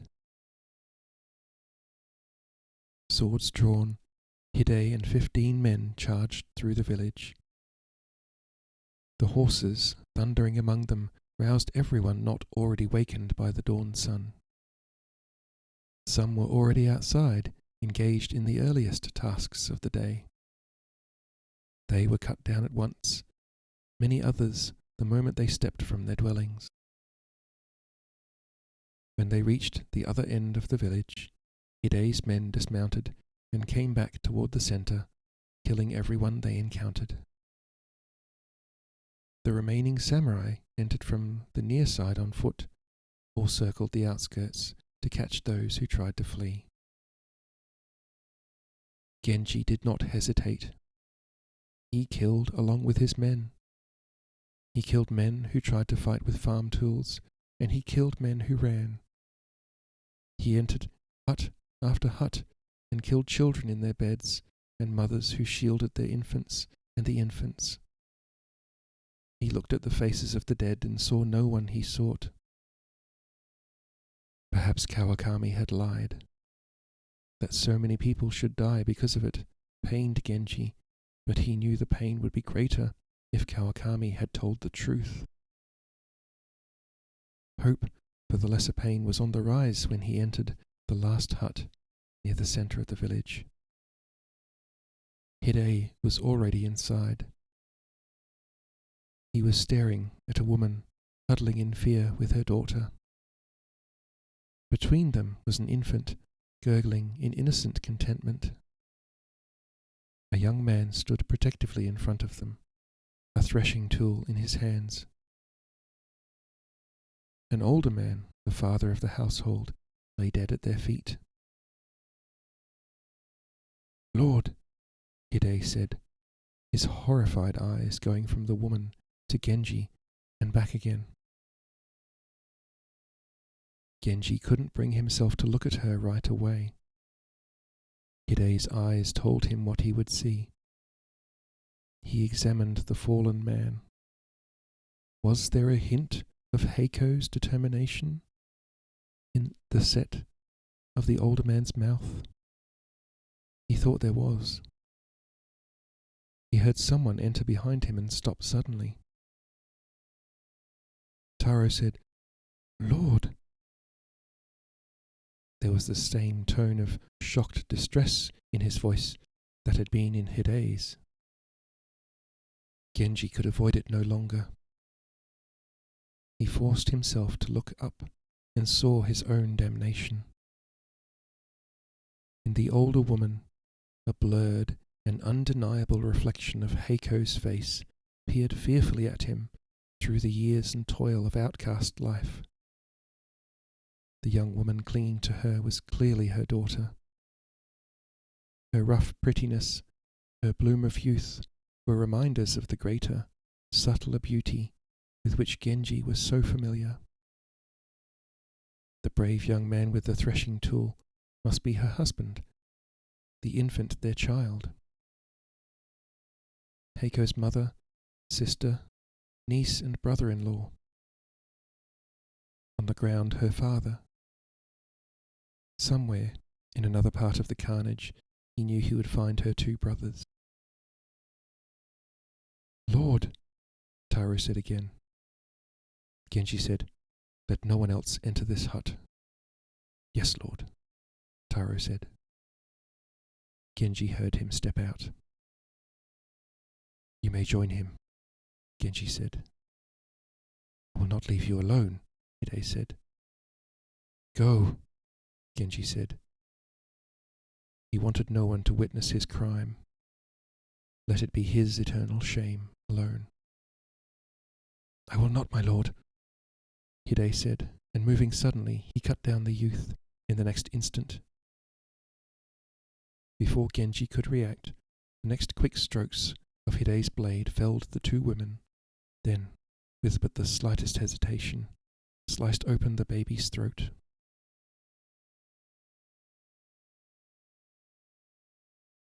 "Taro," Hide said. Taro stepped in. "Yes?" "Take Lord Genji to his horse and ride with him to our gathering place. I will complete the task with the rest of the men." Taro bowed. "I will do so." Genji stumbled out into the morning light. He hardly knew what he was doing or where he was going. "My lord?" Taro tried to lead him to his horse.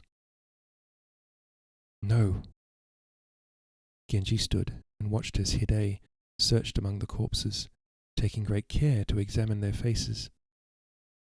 He pointed out the bodies of two men. Genji knew they must be Heiko's brothers. These were dragged into the hut Genji had just left, and the hut was set on fire. Only when all the bodies were counted, and they and the entire village were ablaze, only then did they mount their horses and ride away. Was Genji's guilt less because Hide had prevented him from doing the actual killing? No. It was Hide's sword, but it was Genji's intention. And what had he accomplished? The living evidence was gone. It didn't guarantee that Heiko's secret would remain one. Others may know, in other villages. Some surviving intimates of Kawakami could have heard a hint or two while sharing sake with him and viewing the moon. Killing the family had been a necessary measure, but he couldn't kill enough people to securely seal away the truth even if he killed half the nation. The only place Heiko was sure to be safe was outside Japan. The truth would not follow her that far, and if it did, it would have no meaning. In America, few even knew Japan existed, much less Etta. ... New scene.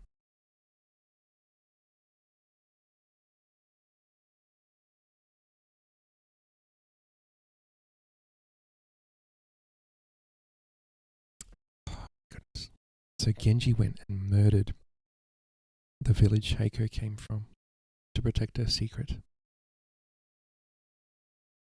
And that didn't even come close to the scene that I refused to read earlier.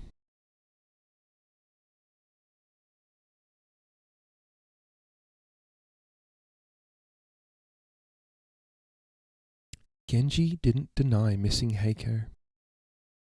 Had Emily wished he would? She couldn't read his expression. There was a smile on his lips, of course, the small smile that was always there.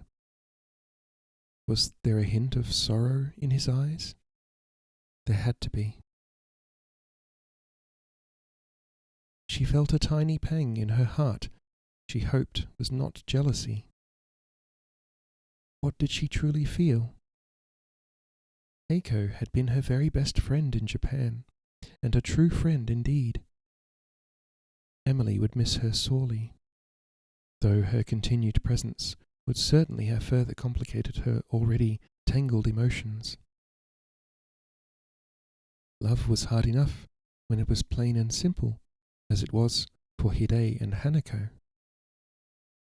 How much harder it was when two women were in love with the same man, and those two women were close friends.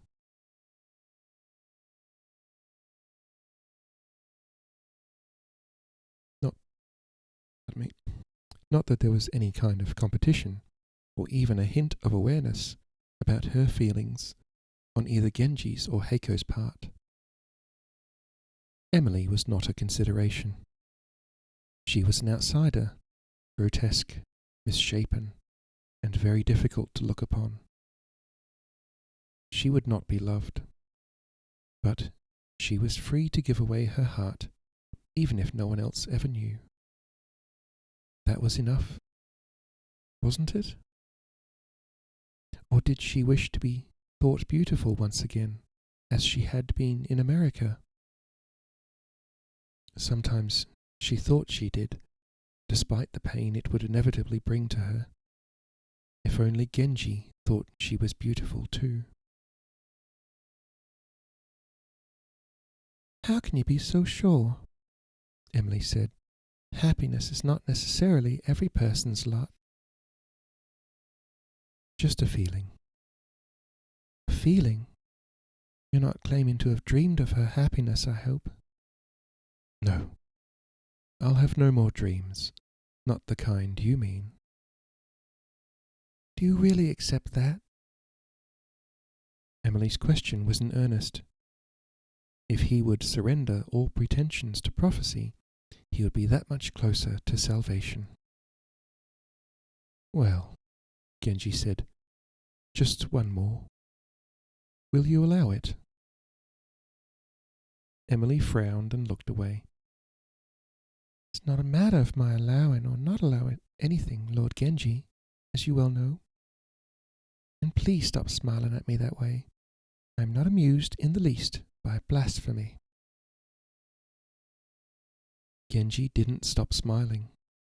He did stop speaking, however, and after a minute of silence, Emily regretted the harsh tone she had used with him.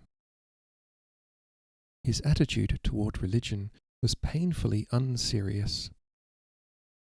If every future patron of Christianity in Japan were like him, it would not be long before the true word was just another sect of Buddhism or the way of the gods, not by design, but by a benign and neglectful absorption.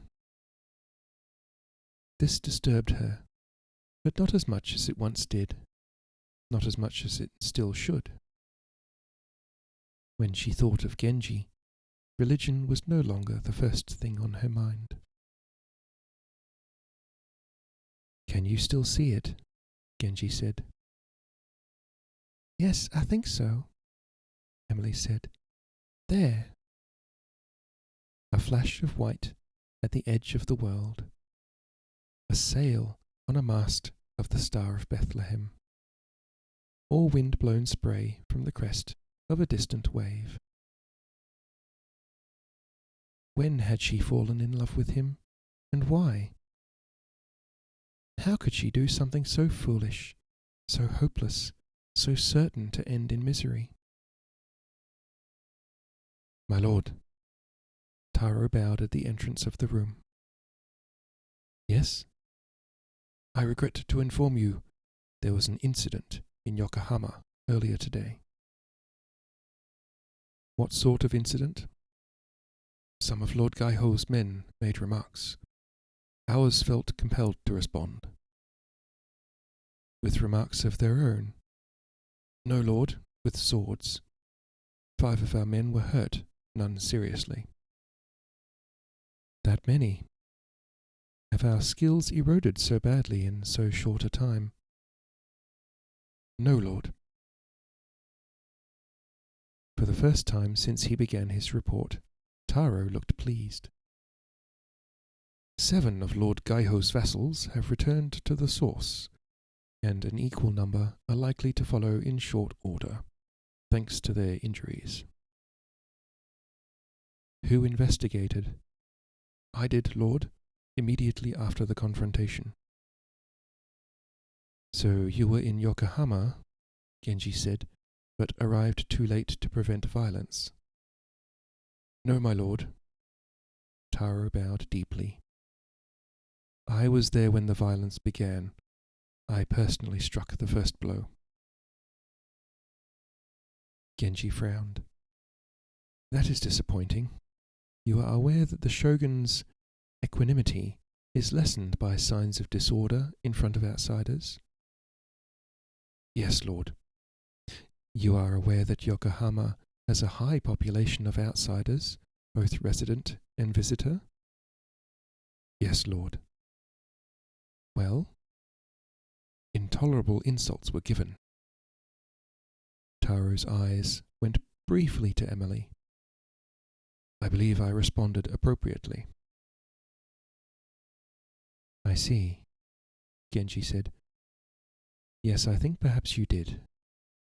You may give me a fuller report later. In the meantime, inform Lord Saiki.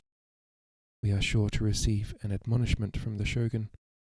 He should prepare a formal written response." "Yes, lord." Remember to speak loudly and clearly. Lord Saiki's hearing is not what it was before the explosion at Moshindo Monastery." "Yes, lord." Taro smiled. "At Hide's suggestion, we have begun the practice of augmenting our oral reports with written ones." "Very good. My commendations to Hide. And, Taro, thank you for defending the lady's honor." "No thanks are necessary, lord." Taro bowed in Emily's direction. She is the outsider of the prophecy. When he was gone, Emily said, "Why did he bow to me?" "Did he?" "Yes, so it appeared." "He was happy to see you, I suppose." "I don't think so," Emily said. Her intuition told her she was one of the subjects of the conversation. She hadn't heard her name, Mehri, but Taro had looked at her as he spoke, and Genji had pointedly not done so. "I've caused trouble again, haven't I?" "How can you?" Genji smiled disarmingly. "You haven't done anything, have you?" "My presence alone is trouble." Don't be silly, Emily. That's not true, and you should know it." Please, not quite the child you seem to think I am. I don't think you're a child. I know anti-foreign sentiment is running very high. I'm afraid I'm becoming a terrible burden to you. Please tell me what happened. Genji looked at her open face and the earnest, guileless expression upon it and sighed. He found it extremely difficult to lie to her, even for her own good. Some ignorant vassals of a hostile lord made remarks. There was a minor altercation. Some of my men were injured, none seriously, according to Taro. And the other lord's vassals are fewer this afternoon than they were this morning. Oh no! Emily dropped her face into her hands. I might as well have murdered them myself. Genji sat on the chair beside hers. He sat upright on the edge as he had learned to do so, instead of collapsing into it as he had in the past. His inner organs felt much better when they remained where they belonged, instead of being unnaturally crushed together. He put his hands lightly on her shoulders. You take too much upon yourself, Emily. As soon as she felt his touch, she began to weep. Do I? If I were not here, nothing would be said about me. None of your men would be compelled to do anything. How can I believe I am not responsible? If you were not here, we would find other reasons to kill each other. We always have. No, I won't be comforted by such easy lies. With great difficulty, she stopped her tears, though she could not completely stop trembling. She faced him and said what she knew to be true, and what she wished never to say. I should not remain so close to you. Genji looked at her thoughtfully for a moment. Hugh, hi, how you doing, lovely? Genji looked at her thoughtfully for a moment. Finally, he nodded and said, You're right. I wonder why I've been blind for so long. The solution is so obvious, so clear. To save us all from further violence, you must leave at once. Not only the palace, not only Edo, but Japan itself. If I had only seen the truth sooner, you could have boarded the Star this morning with Heiko and Matthew. No matter, I will make immediate arrangements for you to take the very next steamer. You'll be in Honolulu before them, and join them there for the rest of the journey to San Francisco. As soon as you are gone, we will have peace at last. He rose and walked briskly to the doorway.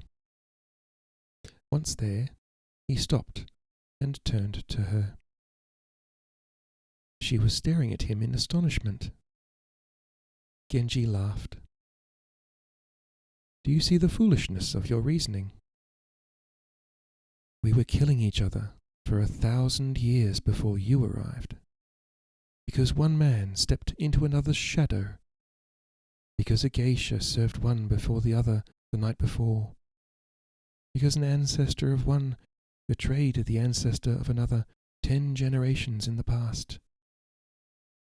If we did not have the colour of your eyes to kill for, believe me, we would have no shortage of reasons.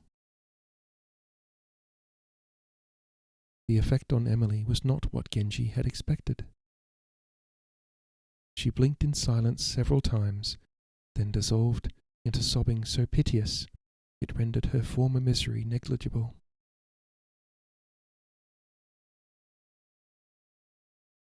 Ah, he scared her.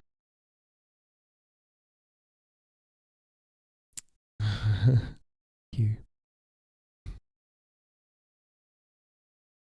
I'm guessing Genji still doesn't understand why Emily's happy to be in Japan.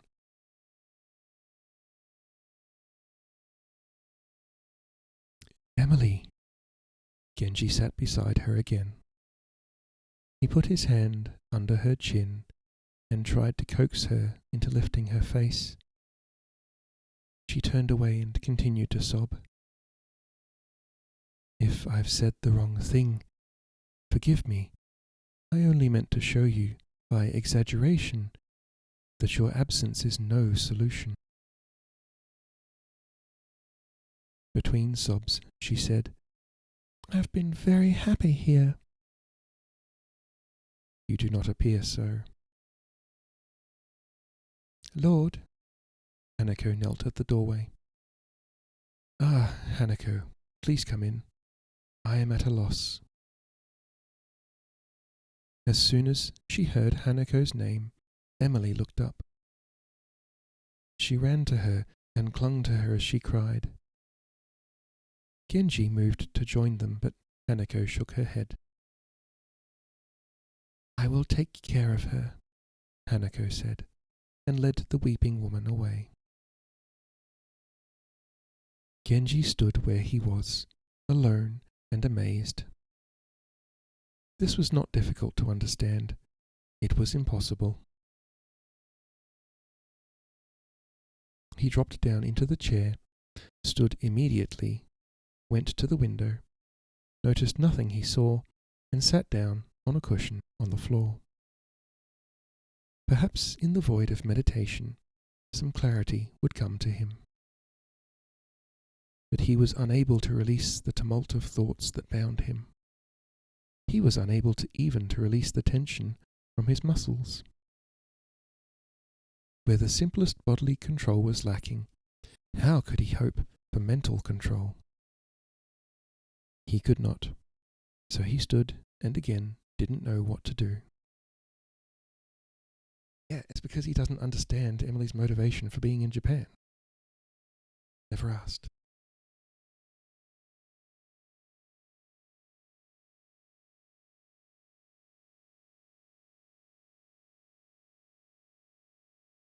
He doesn't understand that he scared the crap out of her just now by suggesting she should leave.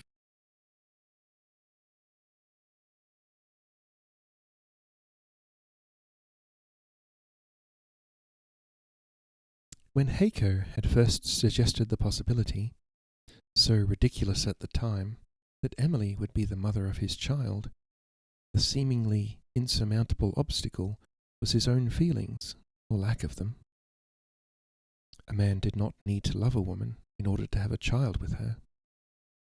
Sexual attraction, however, was required, and there was none. And then, suddenly, inexplicably, there was. His perception of her physical being had not changed. How could it? She was too much herself to deny, with breasts far too large for correct aesthetic balance, a waist that choked the centre of her body into a tiny circle that could not help but restrict the healthy flow of ki.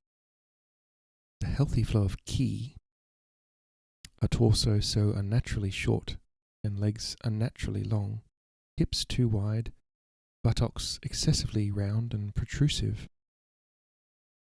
He could not imagine such a grotesquely exaggerated shape contained within a kimono.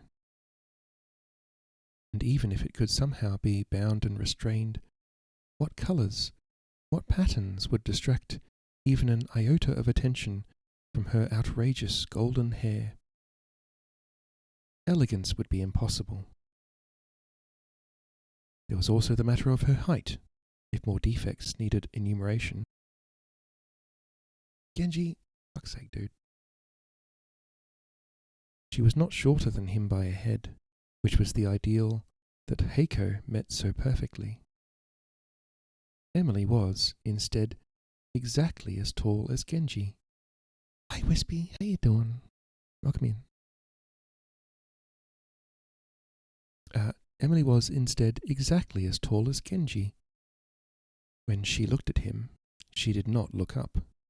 She looked straight at him, with those dizzyingly blue eyes of hers. Yet, with every passing day, he found himself desiring her more, not because of her physical attributes. He had not gone mad after all, but despite them. Her heart was so open, so ready to see good, so blind to bad, so innocent and defenceless, so without guile and manipulation. It opened his heart as well. With her, he could let down his guard in every way. He could be himself as she was herself, plain, with first thoughts the ones that made their way into words. He desired her because he loved who she was, despite how she looked. He loved her because of who he was when he was with her. He loved her. This realization was the great shock of his life. How had it happened? With prophecy to warn him, he should have seen it coming, but he had not. Even now, looking back, he couldn't find the time or place or event. After he admitted the impossible had happened to him, he still had hope that Heiko's interpretation of the prophecy was wrong. Whether he desired her or not, surely she did not desire him. She was a Christian missionary, almost wholly intent on spreading the gospel of her religion. One barrier was gone, but the other, even more formidable than his own resistance, remained. Then, that too disappeared. Emily's feelings, which she uncharacteristically attempted to conceal, were not long hidden. Any 3-year-old in the palace was better at pretense than she was. Genji's last hope was Stark. Upon the demise of Emily's former fiancé, Reverend Cromwell, Stark had stepped forward as her future husband. But this hope was also disappointed. Stark was not to marry Emily. Once he helped construct the mission house he had come to build, he would return to America. Jimbo, whom he had known as Ethan Cruz, was dead. There was nothing more to keep him in Japan.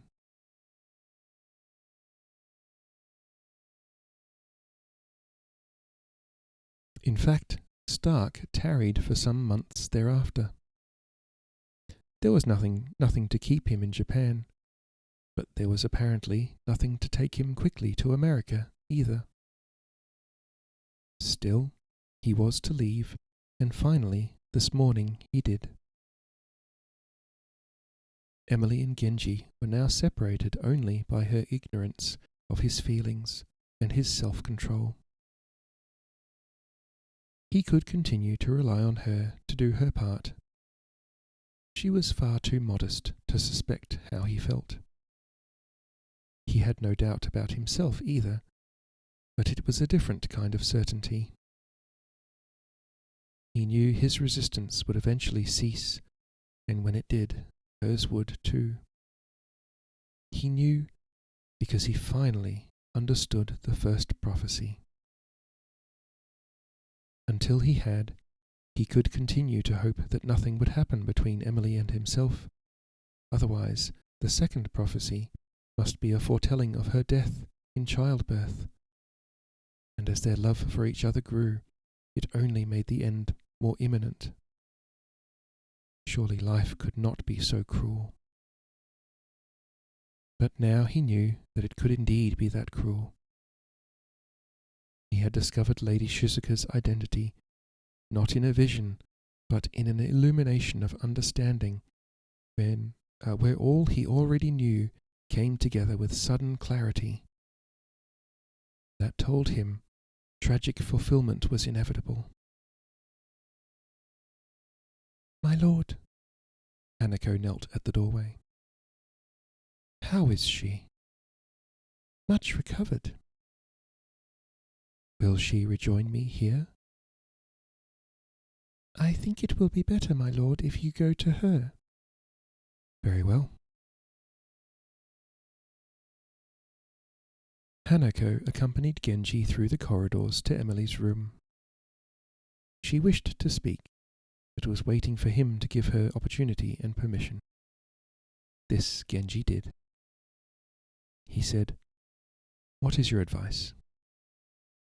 "I would not presume to advise you, my lord." "Of course not. Women have never presumed to advise me." Hanako returned Genji's smile and bowed. "She is very sensitive about the project. I hope you will be able to praise her efforts, even if they fall short of perfection." "I am sure her efforts are praiseworthy." "Translation is a very difficult art," Hanako said. "I did not appreciate how difficult until I began assisting Heiko in Lady Emily's Sunday school. Our language and hers are so different. It is not just the words, but the thoughts themselves." All true communication, even between two people speaking the same language, requires translation, Genji said. "In the end, our hearts must hear what cannot be spoken." ...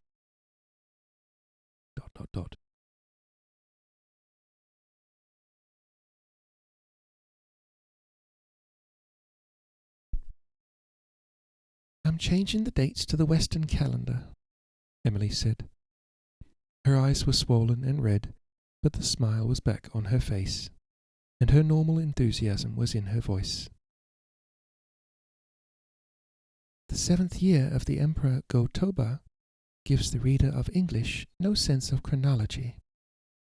If instead we say 1291, then our reader will know the event here took place at the same time the last Crusader... Julie, do the thing!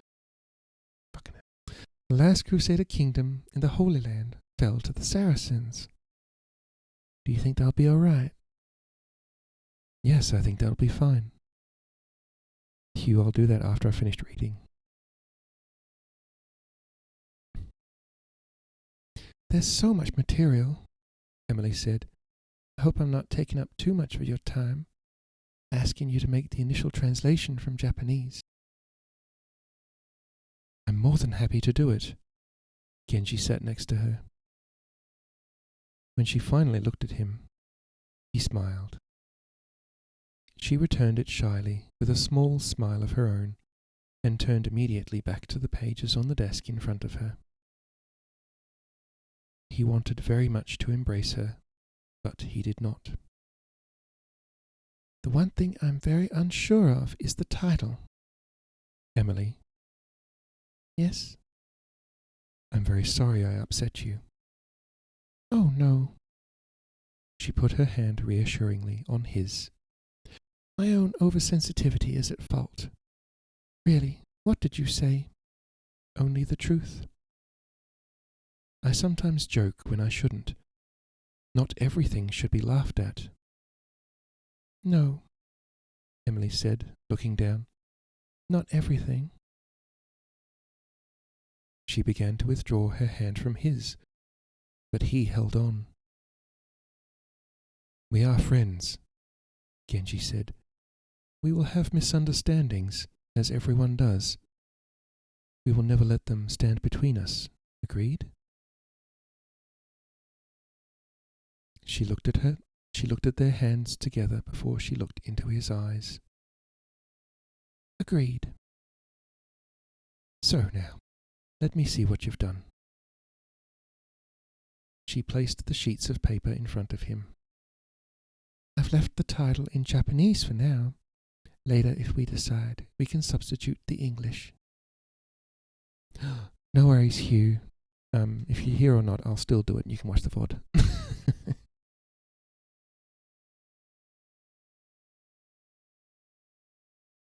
I like that line. "We are friends," Genji said. "We will have misunderstandings, as everyone does. We will never let them stand between us. Agreed?"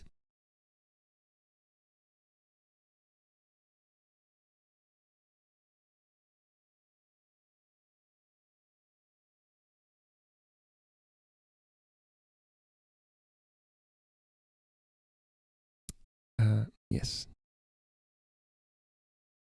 Left the title in Japanese for now. Later, if we decide, we can substitute the English. Yes, Genji said, knowing that when the translation was finally finished, many years hence, the title would indeed be in English, because English is the last word he will ever speak in his life. ...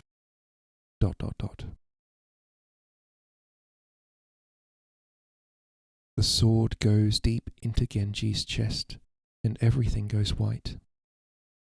When he opens his eyes, he sees worried faces peering down at him.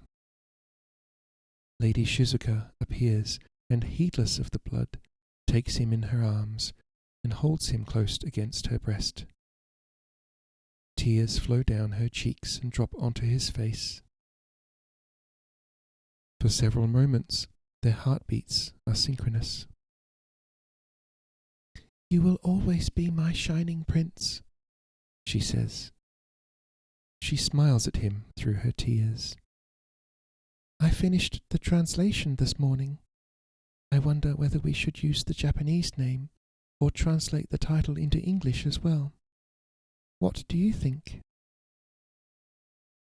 Genji sees that her beauty is not entirely Japanese. Her eyes are hazel, not black, and her hair is light brown.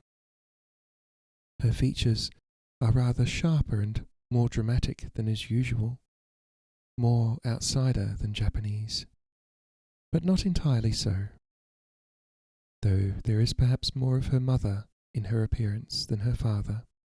Her father is there too, especially in the small smile that always seems to be upon her lips. "English," Genji says. "English it is then," Lady Shizuka says. "It will be another scandal. Genji again, people will say. And that terrible Shizuka of his. But we don't care, do we?" Her lips tremble, her eyelids flutter, but her smile holds. "She would be so proud of us." "Yes," Genji wants to say, "she would have been as proud of you as I am." But he has no voice left. Something sparkles at her throat. Emily's silver locket with its cross and fleur-de-lis. He looks from the locket to Shizuka, and his daughter's beautiful face is the last thing he sees on earth. ...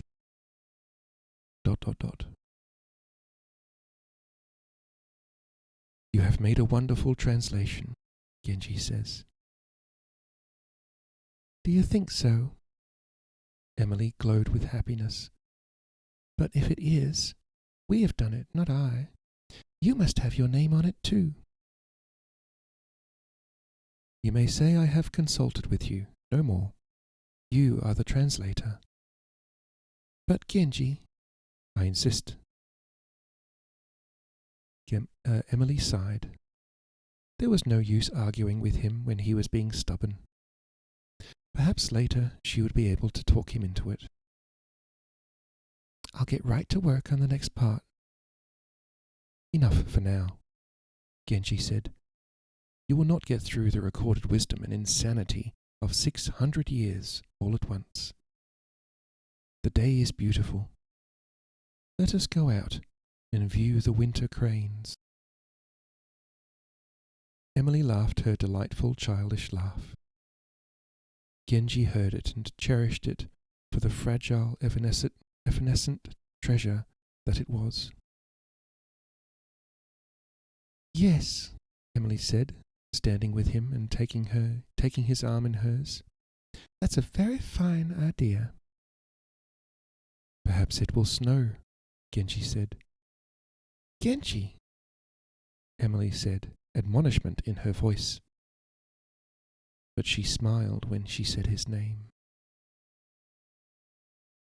End of chapter 17. There is a chapter 18.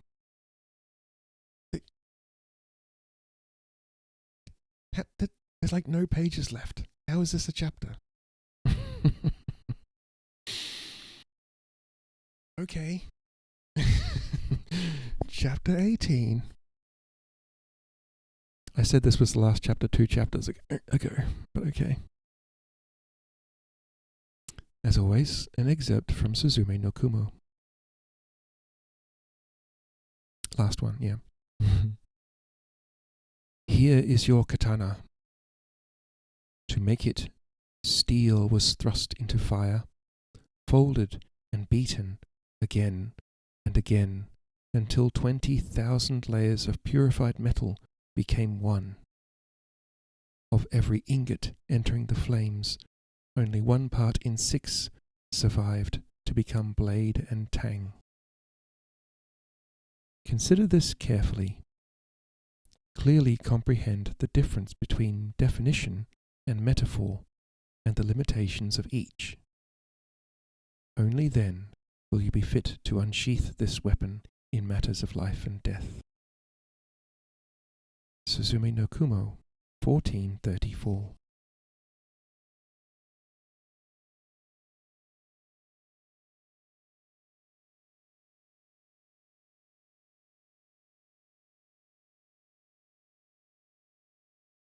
Getting there, chat. We're getting there. There's like 4 pages left. Chapter 18 is 4 pages.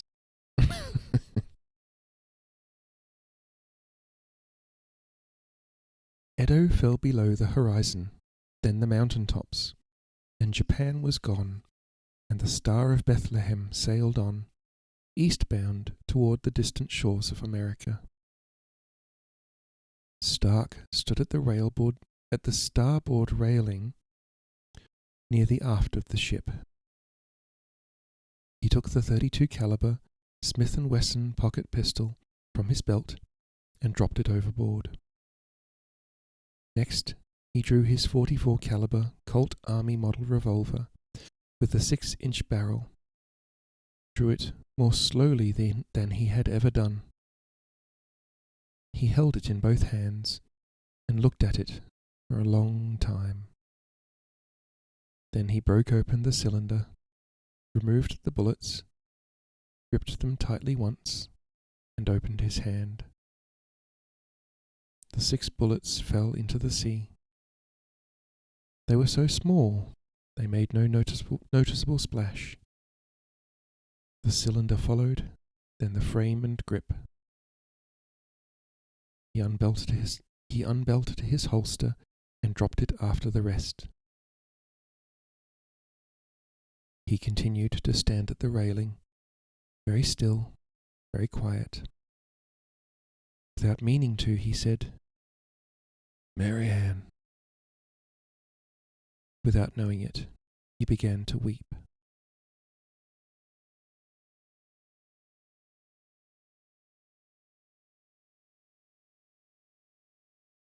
Heiko stood at the bow of the ship and looked at the vast expanse of open ocean ahead.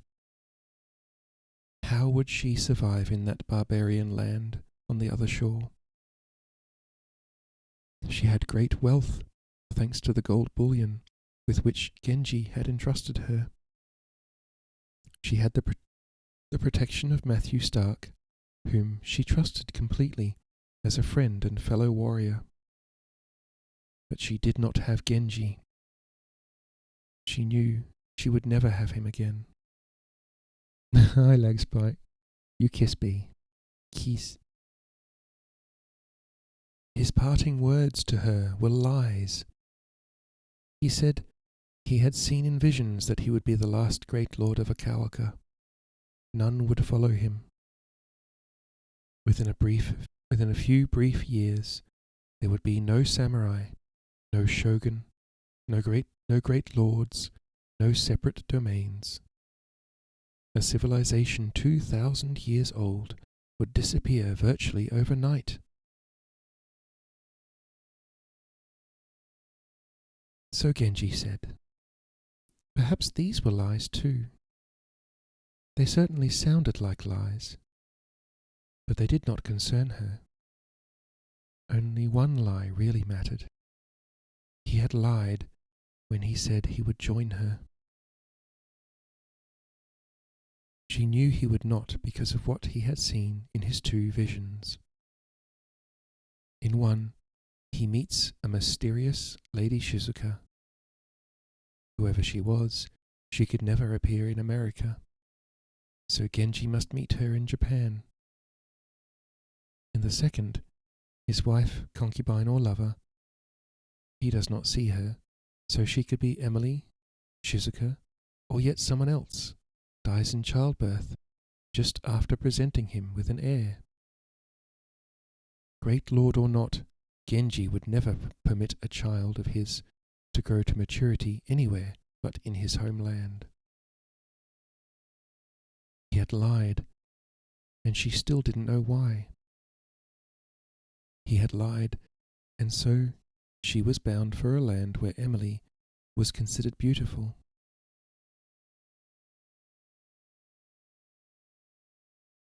In such a place there was one certainty, if anything was certain. Heiko would be seen as hideous and repulsive. Her fabled beauty would serve her not at all. People would turn away from her in disgust. She would be disdained, ridiculed, treated with cruelty and contempt. She had not had to wait for time to destroy her beauty. At 20, she had left it behind in a land already invisible beneath the horizon.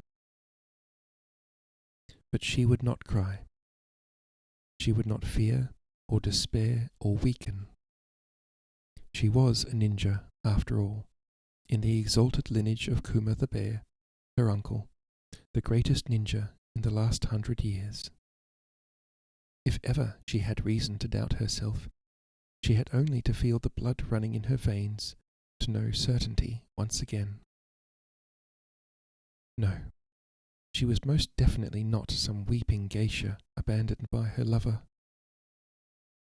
She was on a mission from her master, Okamichi no Kami Genji, great lord of Akawaka, a beautiful liar who would surely be shogun of all Japan one day. She would not dwell on her misfortunes. She went looking for Stark. They had many things to discuss. First, they must ensure the safety of the gold.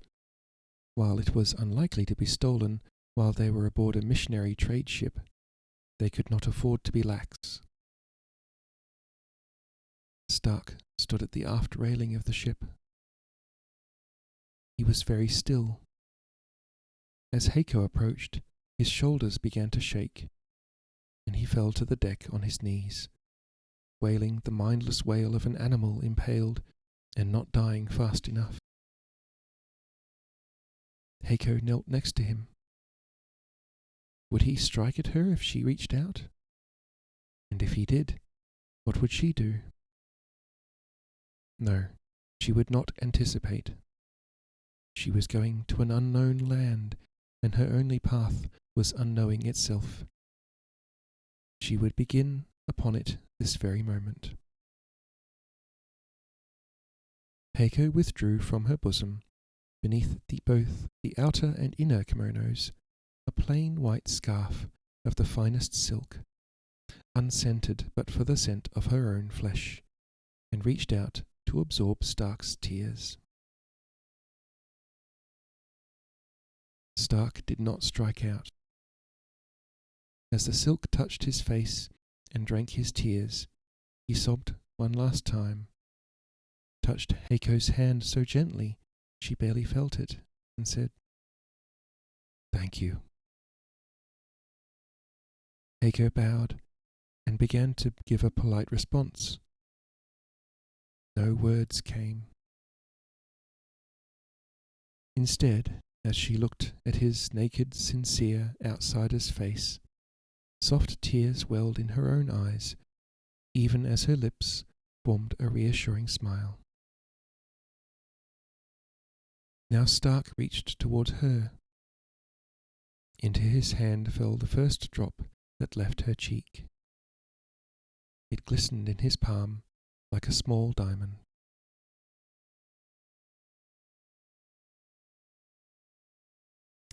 And the Star of Bethlehem sails on, and Stark says, "Thank you." and Heiko's silk scarf in her silken hand absorbs his tears as her own fall across her smile and into time, and the Star of Bethlehem sails on.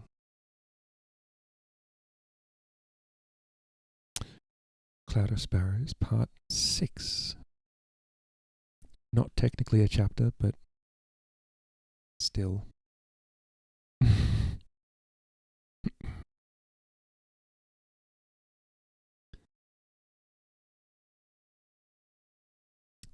So at the end it says, Suzume no Kumo, Scroll 1, Fascicle 1, translated from the Japanese by Emily Gibson, in consultation with Genji Okamichi, daimyo of Akawaka, in the year of our Lord 1861. Late in the summer of 1291, my grandfather, father, and elder brothers were killed in a battle at Cape Muroto, along with most of our valiant warriors.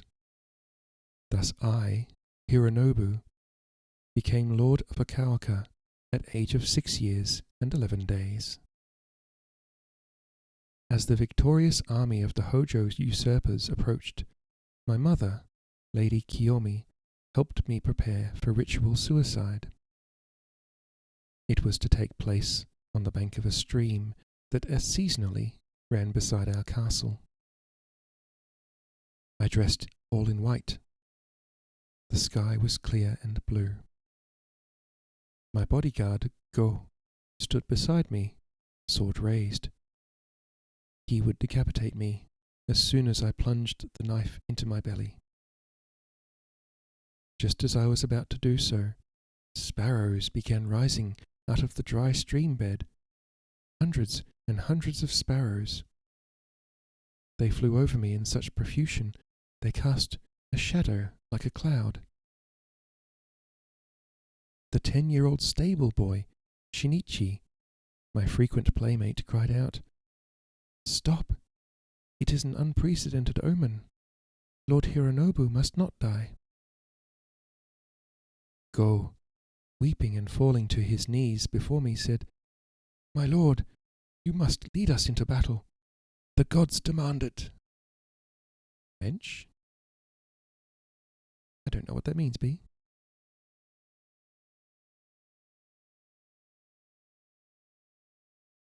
How he interpreted the omen this way he did not explain. But my retainers, joining him in tears, agreed. "Let us die, attacking defiantly as befits true warriors. There are no better horsemen than the Okamichi cavalry. We will shatter their ranks in an all-out charge." So it was, on that very evening, I led our clan's remaining samurai, numbering 121, against the Hojo army, 5,000 strong. My mother, smiling through her tears, bade me farewell, saying, "When you return, I will wash the blood of our arrogant enemies from your sword." Ryusuke was my senior surviving retainer. He intended us to charge directly into the battle array of the enemy at sunrise the next morning. We would cross an open beach filled with flying arrows, collide against horsemen more than 10 times our number, then meet the pikes and spears of 3,000 foot soldiers. Only after we breached their ranks would we have a chance to attack and kill the cowardly Hojo commanders. I said, "Tonight the enemy will encamp in the Muroto woods. It is a ghostly place that has always frightened me. Perhaps it will frighten them too." Go looked at me, astonished. "The young lord has given us the key to victory," he said. We hid in the shadows.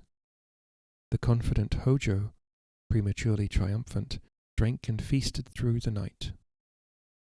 In the darkest hour before dawn, while our foes lay in a drunken slumber, we infiltrated their camp, entered the tents of their leaders, and swiftly beheaded them. Then we fired blazing arrows into the midst of the sleeping horde, while screaming and moaning with the voices of ghouls from the land of the dead. The enemy rushed to get their orders, and found the gruesome heads of their slain lords stuck upon the bloody hilts of their own swords, whose broken blades were thrust into the earth.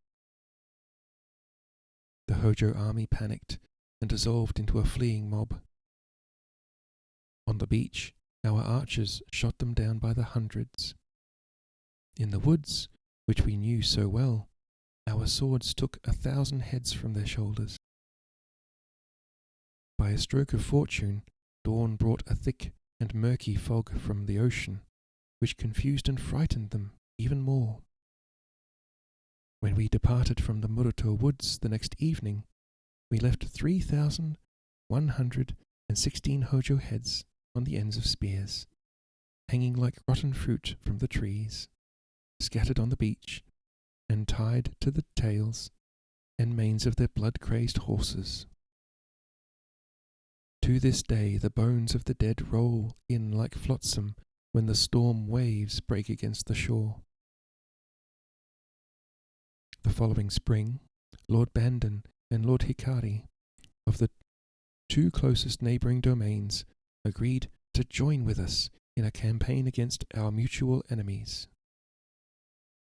Our combined army of 3,000 samurai and 7,000 foot soldiers marched first against the Hojo.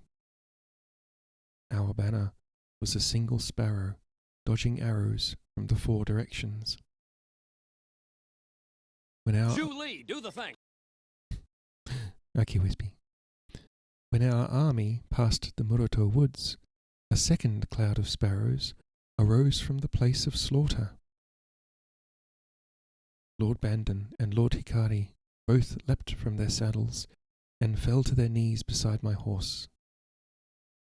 That second omen caused them to pledge their allegiance to me as their overlord. In this manner, I, Okumichi no Kami Hironobu, was elevated to the status of Great Lord. I was then not yet 7 years of age. This was the beginning of the rise of our clan, the Okumichi, and the beginning of the prominence of our domain, Akawaka. Those who come after me pay careful attention to the words in these secret scrolls of our clan, scrolls of wisdom, history, and prophecy written in the blood of your ancestors. What I have begun, do not neglect to continue. May all the gods and Buddhas of the 10,000 heavens smile on you who strengthen our domain. May all the ghosts and demons of 10,000 hells hound forever those who fail to uphold our honour. The end.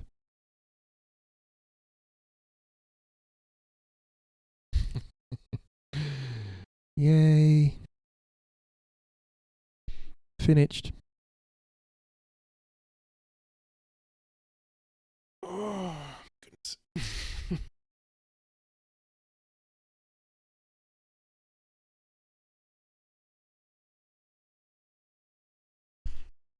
Thank you for the pets, Wispy.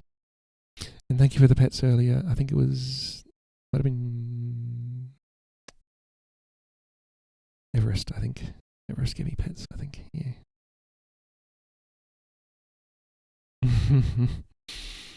It's a really good book. I forgot about the explicit bits.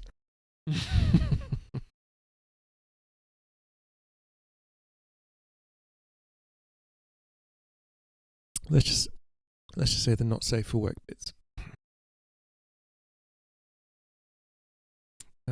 Yeah, if you'd like to read the bits that I skipped, there's only like 2 pages worth and 2 separate parts.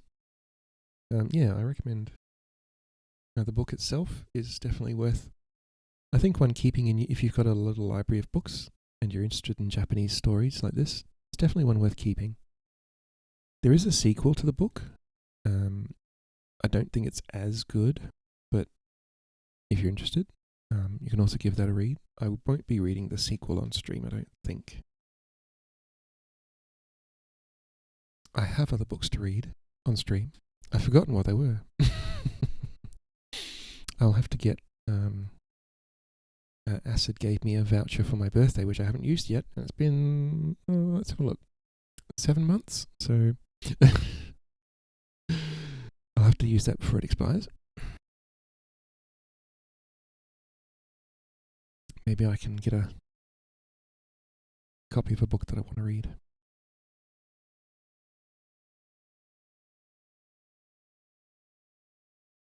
Thank you, Wispy.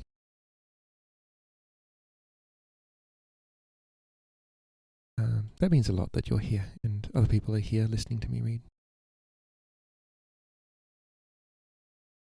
My pronunciation was getting terrible towards the end. I was just like slurring words and just like, ugh.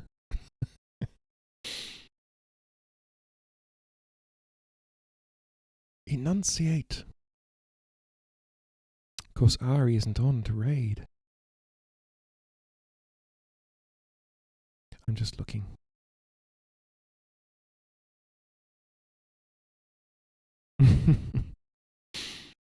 I remember on the weekend, Pixie raided stop sign cam. It's just a 24/7 camera on a stop intersection that nobody stops at. Twitch has some random things.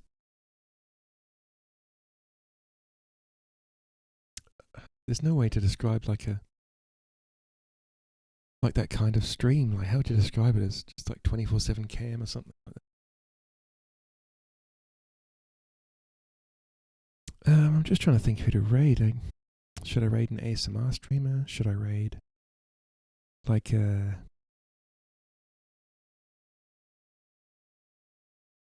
I think I'm a top candidate so far is Mountain Settler, who shows video of their kittens.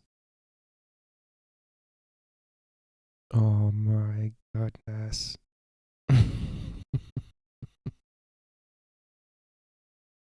Yep, top candidate.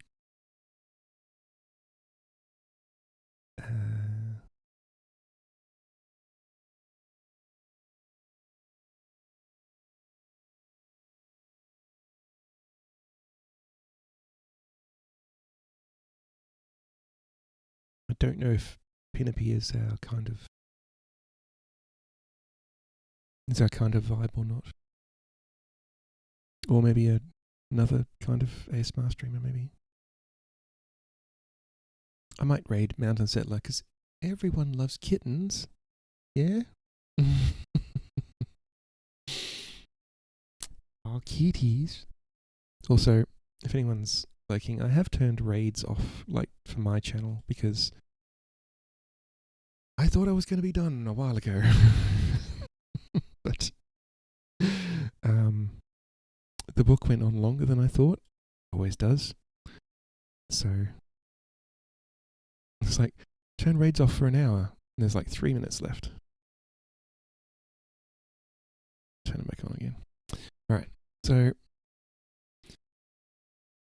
tomorrow's stream, maybe new book, maybe something else. Maybe I'll get my paints out. I have to get them out beforehand and see what they're like. Because although they should be okay, they're dropper bottles. Most of them are dropper bottles, so they last for a long time, don't they? They last 15 years, don't they? Dropper bottles. Paint Emily. Well, you've had several descriptions of Emily in the book, and one really interesting description. If folks were around for that particular section of the book. See, the problem is there are parts of the book that when I'm reading, I'm like thinking, oh, that'd be fun to discuss. Then I get to the end of stream and I can't remember what they are.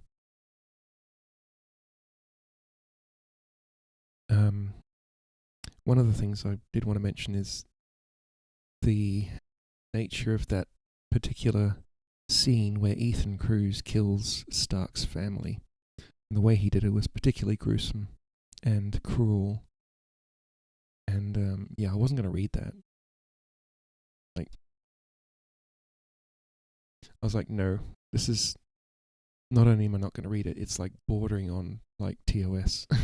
So I'm like, no.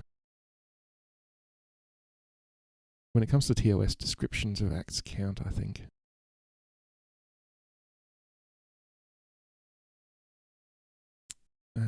Where were we? Yes, I'm flicking through, I just can't remember.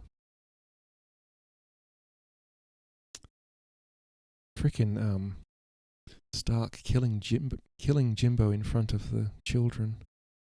And like, the children running up to Jimbo, but then they couldn't because they had to bow before Stark because the samurai had told them that Stark was the equivalent of a lord and had to be treated as such, so they're just bowing with their heads in the dirt but crying.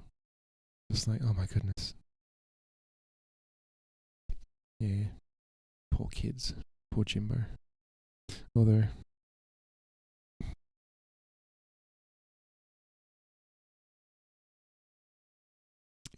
does any amount of goodness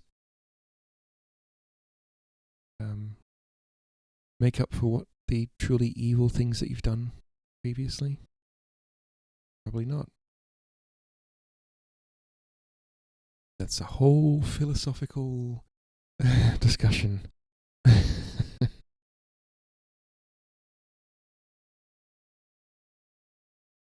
Oh, that's right. It was when Genji was comforting Emily. He said something. What was it?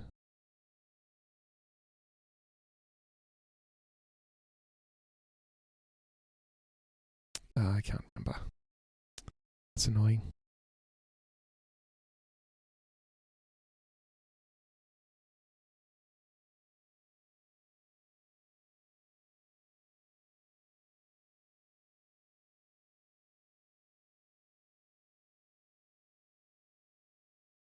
Mm.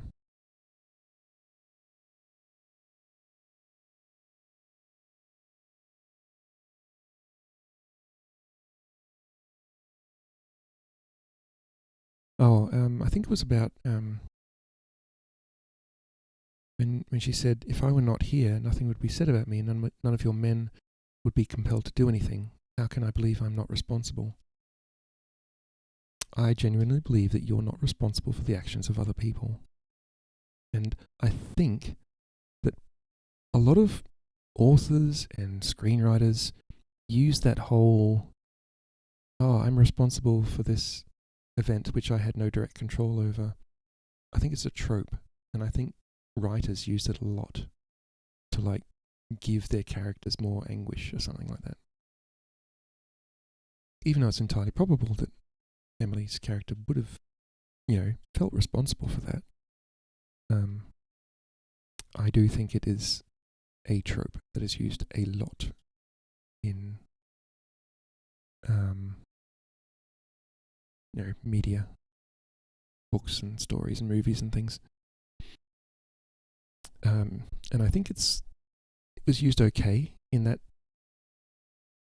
particular book, but I think it's overused in other places, like as a lazy way to sort of introduce drama in some other places. I wish I could give you an example right now, but my brain is mush, and I'm barely forming coherent thoughts at this point.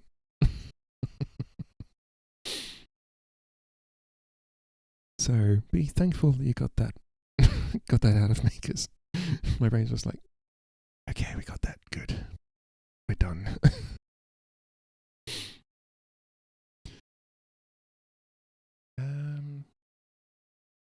Let me think.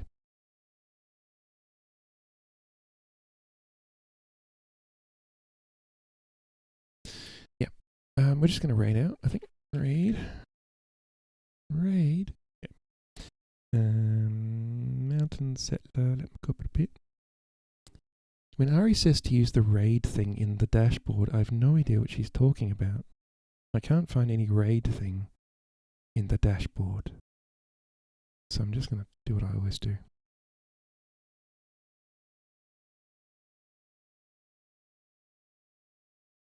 rely on my elite typing skills. Not really. Please copy the raid message if you like, and please join me for a raid to raid Mountain Settler, who is doing a stream with kittens.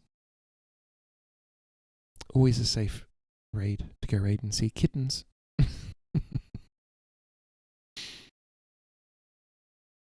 Thank you, SB. So yeah, thank you for joining me, and hopefully stream tomorrow. Hopefully.